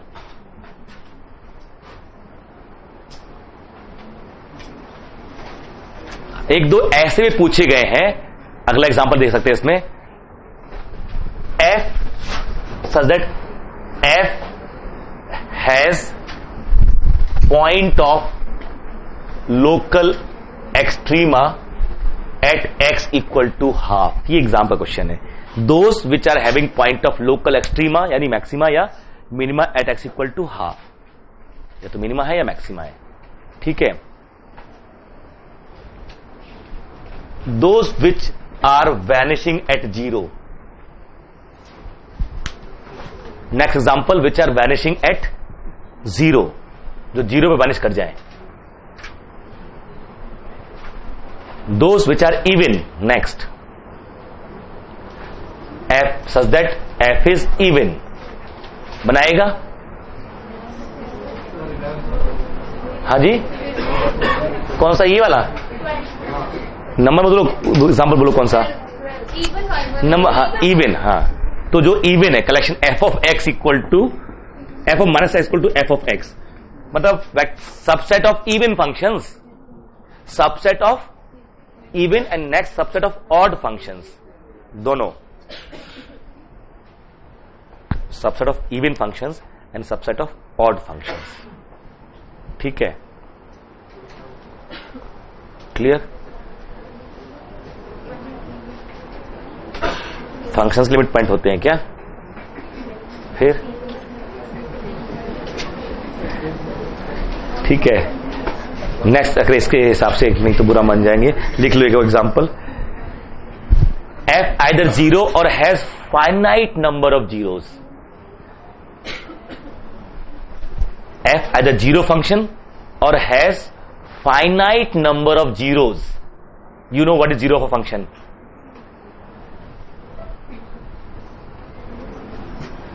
है ना, या जीरो फंक्शन हो, अगर वो जीरो फंक्शन नहीं है तो फिर उसके पास फाइनाइट नंबर ऑफ जीरो होना चाहिए। साइन एक्स आएगा उसमें, कॉस एक्स आएगा उसमें, एक्स आएगा उसमें, नहीं है ना जीरो उसके पास। ठीक है, तो एम्प्टी सेट, फाइट में एम्प्टी सेट भी आता है। Set of zeros is finite. ठीक है, set of zeros is finite. Next sequences वाले में, बस हो गया सीक्वेंस वाले में। मैट्रिक्स तो स्टार्ट करेंगे, मैट्रिक्स तो काफी करीब है दिल के, मैट्रिक्स को ढंग से पढ़ना चाहिए। वेक्टर स्पेस ऑफ सीक्वेंसेस है, रियल सीक्वेंस में ले लीजिए, टर्म हमारे पास रियल में आते हैं उनको उठा लेते हैं।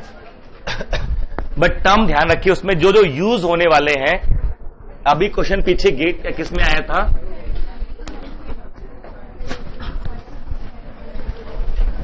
वैसे तो इसमें यह भी दिया जाता है डायमेंशन, अगर अभी तक डायमेंशन में इंटरेस्ट नहीं था, अगर डायमेंशन में इंटरेस्ट होगा तो क्वेश्चन ऐसा देगा कि W F बिलोंग्स टू, देख लो भाई, this such that d2y over dx square plus 2dy upon dx y equal to fx such that plus y equal to 0 etc. ना, या कोई ऐसा y equal to fx मतलब बिलोंग करेगा उसको, और यहां पर fd y equal to 0, जहां f कोई दे देगा fd, ये वाला f सेम नहीं है, मतलब कुछ और है, fd equal to 0। अब यहां पर जो इसको सेटिस्फाई कर रहा होगा सब स्पेस बनाएगा। अब डायमेंशन कितनी होगी आपको ढूंढने पड़ेंगे, कितने एलआई सॉल्यूशंस हैं, वो पढ़ के आए हो कि नंबर ऑफ एलआई सॉल्यूशन हम ढूंढ सकते हैं, वहां से बता पाएंगे कि हाँ ये बनने वाले हैं। नहीं, जैसे इस वाले में क्या हुआ था, ये d+1 का होल स्क्वायर -1 रिपीटेड रूट, क्या सॉल्यूशन आएगा?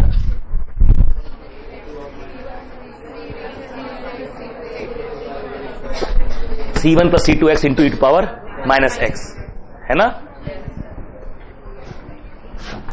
तो क्या डायमेंशन क्या बनेगी, कितने अननोन है?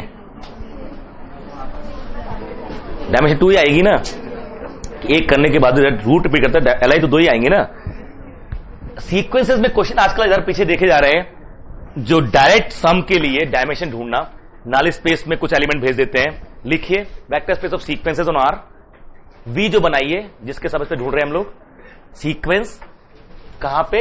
रियल में। ये सीक्वेंस लिया और ए एन बिलोंग कर रहा है आर से। अब डब्ल्यू में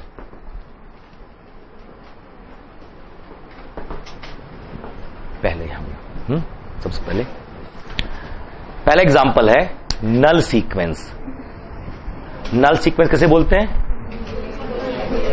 जो 0 पे कन्वर्ट करती है उसे नल सीक्वेंस बोलते हैं ना, नल सीक्वेंस। मैं शुरू में वो दे रहा हूं जहां पर जो सारे हो, एक आध अगर जब नहीं हुआ अलग, नल सीक्वेंस। दूसरा eventually constant sequence,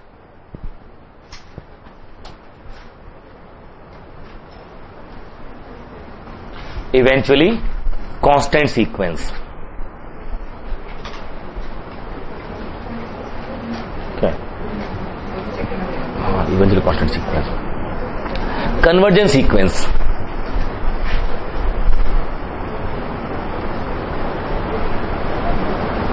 bounded sequence,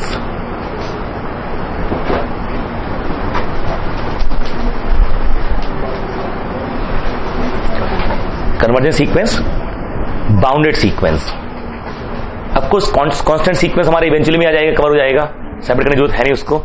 एक चीज देखेंगे ये कि अगर limit A N equal to L हो, जस्ट लुक एट हियर, अभी वही आया दिमाग में तो शेयर कर लेता हूं। Limit A N equal to L है मेरे पास, अगर मैं एक सीक्वेंस बनाऊं B N as A N minus L, for every sequence A N such sequence is unique, है ना। अब ए एन यहां पर लिमिट बी एन क्या है, 0, ठीक है। तो अगर हम ये सीक्वेंस नल सीक्वेंस है, ठीक है। अब एक कांस्टेंट सी लीजिए, कोई सी ले लीजिए, कोई भी सी सीक्वेंस सी, ठीक है। अगर limit A N equal to c है तो a N minus c plus c, ये कांस्टेंट सीक्वेंस, ये नल सीक्वेंस, सम क्या आ रहा, सीक्वेंस ए एन ही तो आ रहा है। अगर ए एन सी पे कन्वर्ज कर रही है, ए एन कन्वर्ज सीक्वेंस है कि नहीं है, let limit A N equal to c, ये सीक्वेंस है, कन्वर्जेंट है। Now define b N as A N minus c, तो we can write a N equal to b n plus c, b n plus alpha n, where alpha n equal to c for all.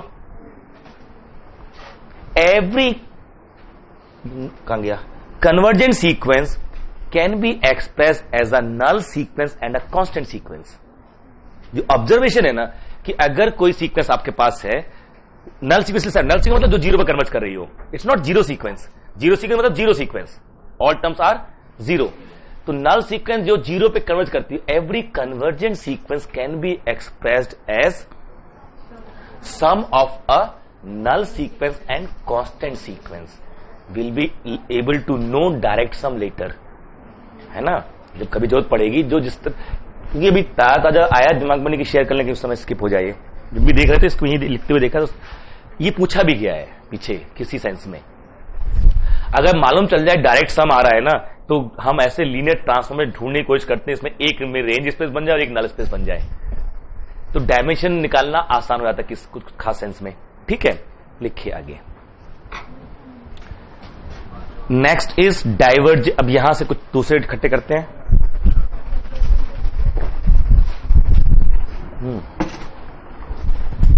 हमने eventually zero, eventually constant, ये सब लिख लिए। अब next है divergent sequence. Divergent sequence has unique limit point. कल से इंतजार कर रहे हो, देखो आप तुम्हारा वाला एग्जांपल दे देते हैं, ठीक है। Has unique limit point. Next में डाइवर्जेंट सीक्वेंस एक एग्जांपल, दूसरे में कौन सा, यूनिक लिमिट पॉइंट, और तीसरे में sponsored by finite limit points. Sequence has finite limit point, और वो count example given by sponsored by Priyanka, n plus 1/2 sine n, a n b n minus n plus 1/2 sine n, cos सुंदर लगेगा, ये सुंदर लगेगा, ठीक है। अब मेरा हो गया, ये आपका बोला नहीं था, ठीक है। तो इसके पास कोई लिमिट पॉइंट नहीं है, आगे बढ़ते हैं। इसके पास कोई लिमिट पॉइंट नहीं है, और सम की सीक्वेंस क्या आ गई, a n plus B N, और उसके पास दुनिया भर के हैं, अनकाउंटेबल, ठीक है। Anyway, this is not so, ठीक है। फाइनाइट लिमिट पॉइंट का कलेक्शन सीक्वेंस का नहीं बनाएगा, ठीक है। तो क्या आ गई ये सीक्वेंसेस हमारी जो सीक्वेंस के बारे में। तो यहां पर पूछता है आगे डायमेंशन की चर्चा करेगा, null space, range space, sequence of vector space of sequences होंगे, वहां पर लीनियर ऑपरेटर डिफाइन करने की कोशिश करते हैं वो, और फिर रेंज स्पेस, नल स्पेस ढूंढते हैं, उसका कैरेक्टर पूछते हैं कि रेंज स्पेस में कौन जाएगा, इवेंचुअली जीरो जाएगी, नल सीक्वेंस जाएंगी, या जीरो सीक्वेंस ही जाएगी केवल। These are the thing which they ask, ठीक है। क्लियर है ये तो, हाँ, क्या नोट कर रहे हो, ठीक है। तो ये सब स्पेसेस हुए, जो है आप वेरीफाई, आप सबको वेरीफाई करना वन बाय वन कि कौन से है कौन से नहीं है, और किसी भी सेट को देखने के बाद 5 से 7 सेकंड लगेंगे आपको वेरीफाई करने में, सर नहीं लगता ठीक है कि ये हो रहा है, वो नहीं हो रहा उसके बाद तो फिर नहीं होने वाला है, वो मतलब वेक्टर स्पेस होना नहीं होने वाली बात है, पता ही चलेगा कि है कि नहीं है। आपका ध्यान जाना चाहिए सबसे पहले क्या जीरो वेक्टर बिलोंग करेगा।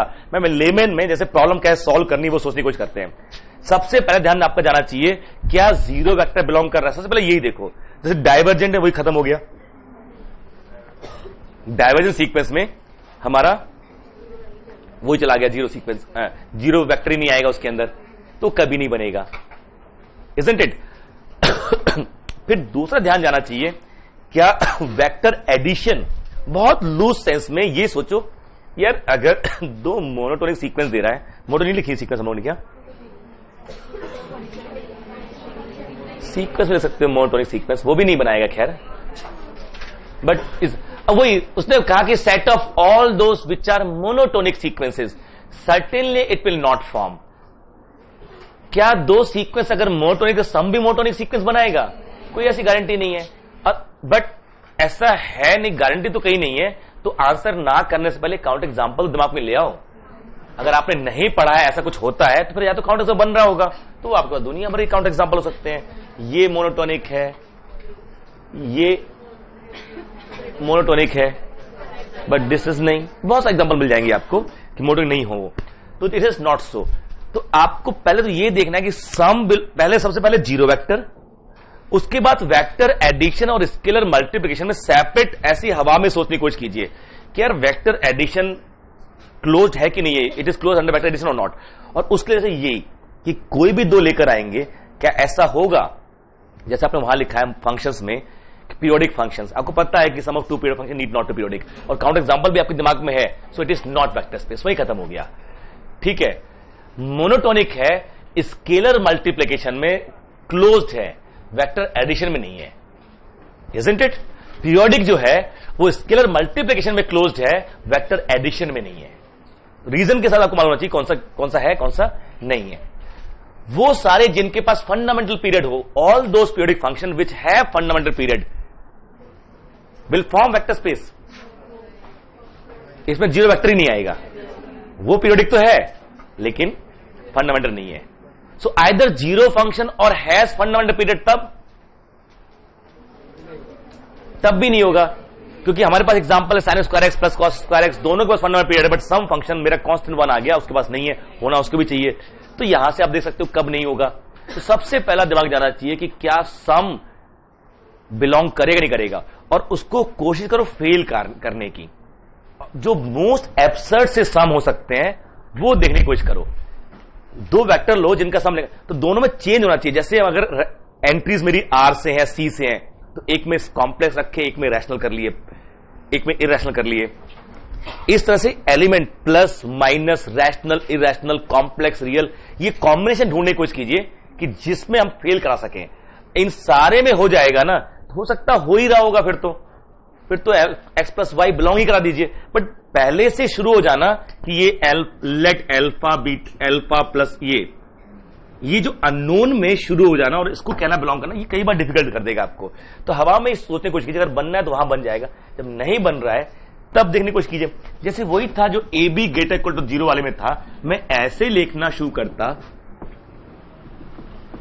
हमें दिखाना है ये, अब ये क्या हो गया मेरा alpha A plus beta C comma alpha B plus beta D इस फॉर्म का आ गया। अब इसको बिलोंग करने के लिए alpha A plus beta C into alpha B plus beta D should be greater equal to 0। अब शुरू हो जाते हैं एल्फा, हे भगवान कौन करेगा, पागल है, एल्फा स्क्वायर ए ये वो, तो ये सब तो दुखी मामला है ना, ये थोड़ी वेरीफाई करेंगे। वहीं आपका वर्ड व्यू काम आता है कि अरे यार एक तो ढूंढ तो लेते हैं, सिंपल ढूंढ लिया हमने, मालूम चल रहा है ना ज्यादा दोनों पॉजिटिव है दो नेगेटिव हो, तो हम ऐसा करते हैं कि दो ऐसे लेते हैं इसमें दोनों, एक में दोनों पॉजिटिव एक में दो नेगेटिव, क्योंकि दोनों पॉजिटिव लोग या दो नेगेटिव लोग तो हमेशा होल्ड कर जाएगा वो, तो एक में दोनों पॉजिटिव और एक में दो नेगेटिव। अब जो हम ऐड करेंगे तो चांसेस हैं कि एक पॉजिटिव नेगेटिव आने के। इसमें और इंटरेस्टिंग ऐसा करें कि एंट्रीज ऐसी रखें कि एक में बड़ा कर दे एक में छोटा, तो अपने आप साइन अप हो जाए। ये जो कंस्ट्रक्शन है ये आपको आना होगा। तो पहले ये देखिए कि सम बिलोंग कर रहा है या नहीं कर रहा है। जब लग रहा है कि आपको ऐसा नहीं मिल रहा है स्केलर मल्टीपल भी देख सकते हो इंस्टेंटली। जैसे अपने सारे रैशनल का कलेक्शन ले लिया, W मेरा क्या था, A1 A2 AN, जहां AI रैशनल है। अगर मेरी फील्ड इरैशनल की हो गई, सुपर फील्ड की हो गई, तो वैसे ही खत्म। जब मेरी फील्ड जो है ना वो सुपर फील्ड हो जाए और एंट्री सब फील्ड से आए, तो हमेशा स्केलर मल्टीप्लिकेशन फेल करता है।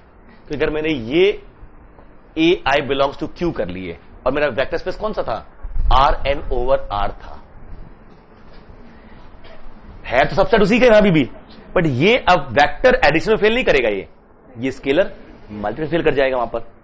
ठीक है, तो इस तरह से ये फंडामेंटल हमारा हुआ, जिनको हम जान सकते हैं कि अब टेस्ट कीजिएगा। मैं टर्म देके छोड़ दे रहा हूं, लिखिए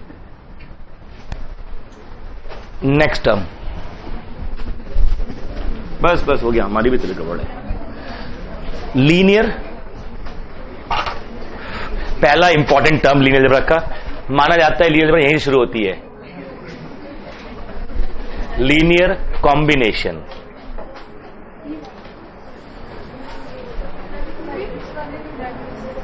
वो मैट्रिक्स वाले भी लिखना है, लिख लीजिए, मैट्रिक्स वाले भी लिख लीजिए। अगर आप हम फिर हार्मेशन इसके सब इस्तेमाल कर ले, कोई दिक्कत तो नहीं है किसी को ना।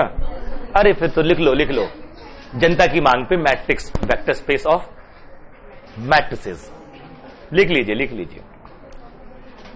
ओवर आर लिखना, फील्ड भी आर और नहीं, एंट्री सी से और फील्ड भी सी पहले तो, बाद में हम आर सबसेट बनाएंगे। एंट्रीज भी सी से है, VAIJ M×N AIJ belongs to F, ये है। दिमाग में कहीं सी रखना, लार्जेस्ट पॉसिबल जो फील्ड हो वो, ताकि सब फील्ड में बस ऑप्शन रहेंगे आगे। और W चूज कर रहा हूं यहां से, और फील्ड भी मेरी F ही है। मैं यहां रूल लिख रहा हूं, जैसे ना पहला, sum of each row is 0, sum of each row is 0. Second, sum of each column is 0.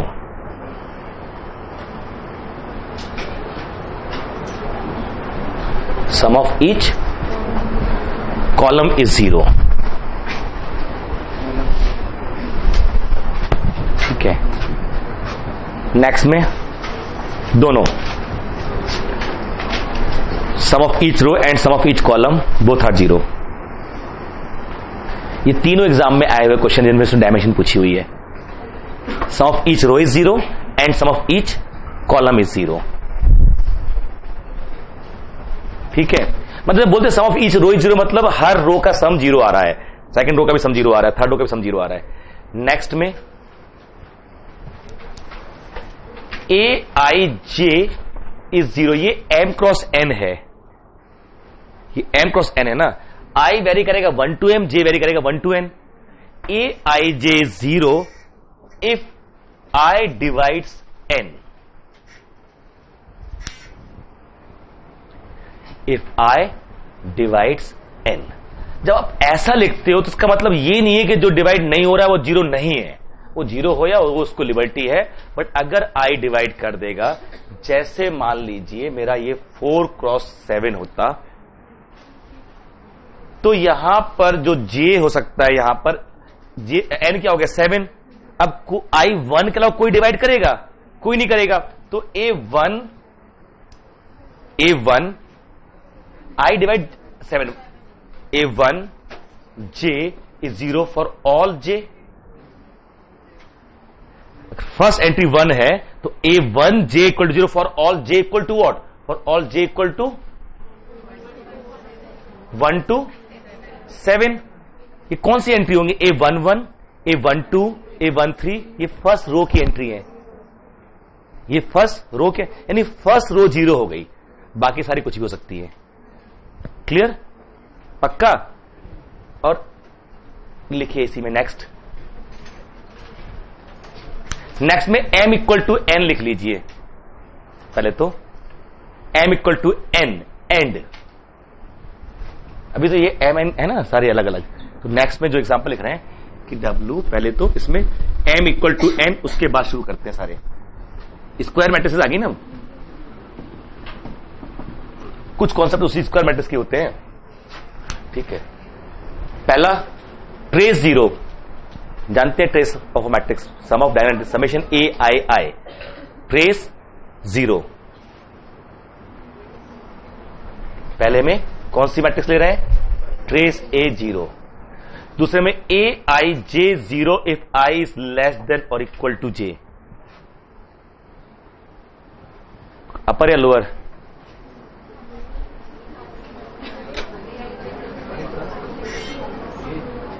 कौन सी मैट्रिक्स बनेगी, नीचे तो जीरो हो जाएंगी ना, अपर ट्रायंगल बनेगी मैट्रिक्स ना। A3 4 जीरो होगा कि नहीं होगा, डायगोनल के नीचे के ऊपर है ये,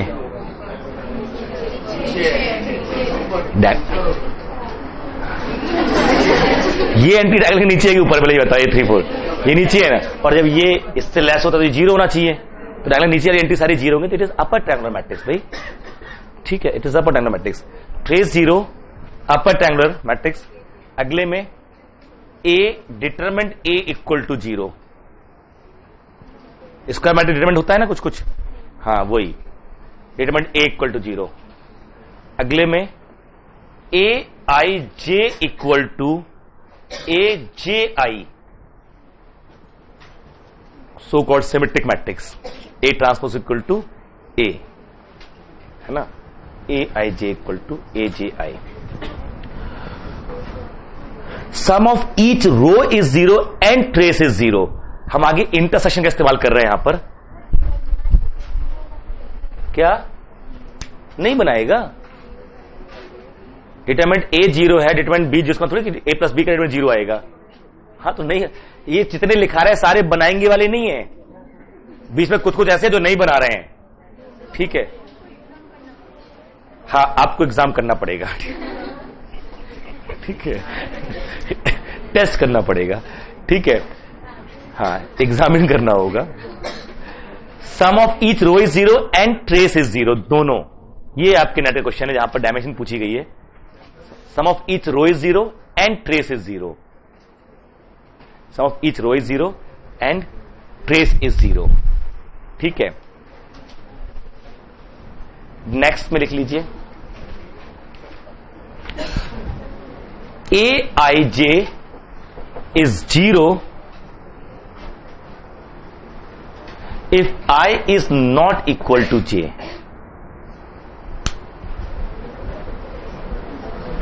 है ना, बिल्कुल। और अगर मैं इसको ए आई जे को alpha i j delta i जे भी लिख सकता था इसको, डेल्टा आई जे इज ऐसे या ऐसे, a i j equal to alpha i j delta i j, with delta i j is क्लोरिकल delta and alpha i j is some member of f, delta i j is some member of f, तो भी ये दोनों एक ही चीज आएगी, क्योंकि जब i is not equal to j, delta i j is zero, ठीक है, पक्का। नेक्स्ट जो आएगा हमारा सिर्फ ना a i j equal to minus, लिख it here, a i j plus a J i equal to zero. अगले में सब स्क्वायर में ही आ रहा है, आप इसकी सिमेट्रिक बोलते रहे उसको, क्योंकि हमारा रियल का अभी यहां पे हमने सी लिखा हुआ है, सी, तो आप कह सकते हो ट्रांसपोज और कॉन्जुगेशन का यूज कर सकते हो वहां पर, लेकिन जब फील्ड नहीं पता, जब तक मैं यहां लिख रहा हूं तो मुझे फील्ड नहीं मालूम है आर है कि सी है, तो ये ट्रांसपोज और के साथ कॉन्जुगेशन अभी नहीं यूज कर सकता मैं यहां पर, नहीं चाहूं तो यहां पर ए आई जे इक्वल टू, जब फील्ड सी हो, ए आई इक्वल टू ए जे आई और कॉन्जुगेट, ठीक है, ए आई जे, जब ये ले लोगे आपने यहां पर कॉन्जुगेट, ये भी ले लीजिए एक में, a i j equal to ए जे आई, यहां मामला थोड़ा सा फंसेगा, देखेगा इसी में, ये बड़ा इंटरेस्टिंग एग्जांपल है, n cross n, a i j belong to c, देखेगा, और फील्ड मेरी सी की ही है, मैंने डब है ना, ये वी, और W मैंने क्या लिया, A belongs to V such that A I J equal to A J I conjugate, ठीक है, then W is not subspace. ये कौन सी मैट्रिक्स दिख रही है आपको, जिसे आप हार्मिशियन बोलते रहे हो, ये नहीं बनाएगा वेक्टर स्पेस के ऊपर, कारण स्केलर मल्टीप्लिकेशन फेल हो जाएगा। अगर A W को बिलोंग कर रहा है तो A थीटा इक्वल टू ए कह रहा है ट्रांसपोज कॉन्जुगेट, और फील्ड कौन सी है मेरी C, तो I डॉट ए को भी तो बिलोंग करना चाहिए, बट इसका जब हम थीटा करेंगे तो ये माइनस आई ए थीटा माइनस आई ए, ये माइनस ए बचा नहीं बचा, माइनस आई ए, ये अगर B है तो B थीटा क्या आ गया मेरा, माइनस B आया, तो यहां पर स्केलर मल्टीप्लिकेशन फेल हो गया। तो वो जो बनाता है हार्मिशन या स्क्यू हार्मिशन, जिसको हम इसलिए ये वर्ड अवॉइड कर रहे थे अभी यहां पर, वो रियल पे बनाता है, कॉम्प्लेक्स पे नहीं बनाता। वेक्टर स्पेस ऑफ हार्मिशन मैट्रिक्स कोई कह रहा है आपसे, डेफिनेट सी बात है फील्ड रियल की रही होगी। एंट्रीज कॉम्प्लेक्स से हैं, तभी तो कॉन्जुगेशन बात कर रहा है वो, एंट्रीज कॉम्प्लेक्स से हैं बट फील्ड रियल की रही होगी। अगर फील्ड कॉम्प्लेक्स करोगे तो नहीं बनाएगा, ठीक है, ना सिमेट्रिक ना स्क्यू सिमेट्रिक, ना हार्मिशन ना स्क्यू हार्मिशन। किसी भी हार्मिशन मैट्रिक्स में आई से ऑपरेट करते ही वो स्क्यू हार्मिशन और स्क्यू हार्मिशन हार्मिशन बन जाती है, चेंज हो जाता है, ठीक है, बट आर है तो फिर बन जाएगा, ठीक। चलिए फिर हम अब पढ़ेंगे बाद में, हो गया, आएंगे अपनी जगह ये सारे एग्जांपल। यस, हाँ हाँ, आ जाओ बाहर बता देते हैं।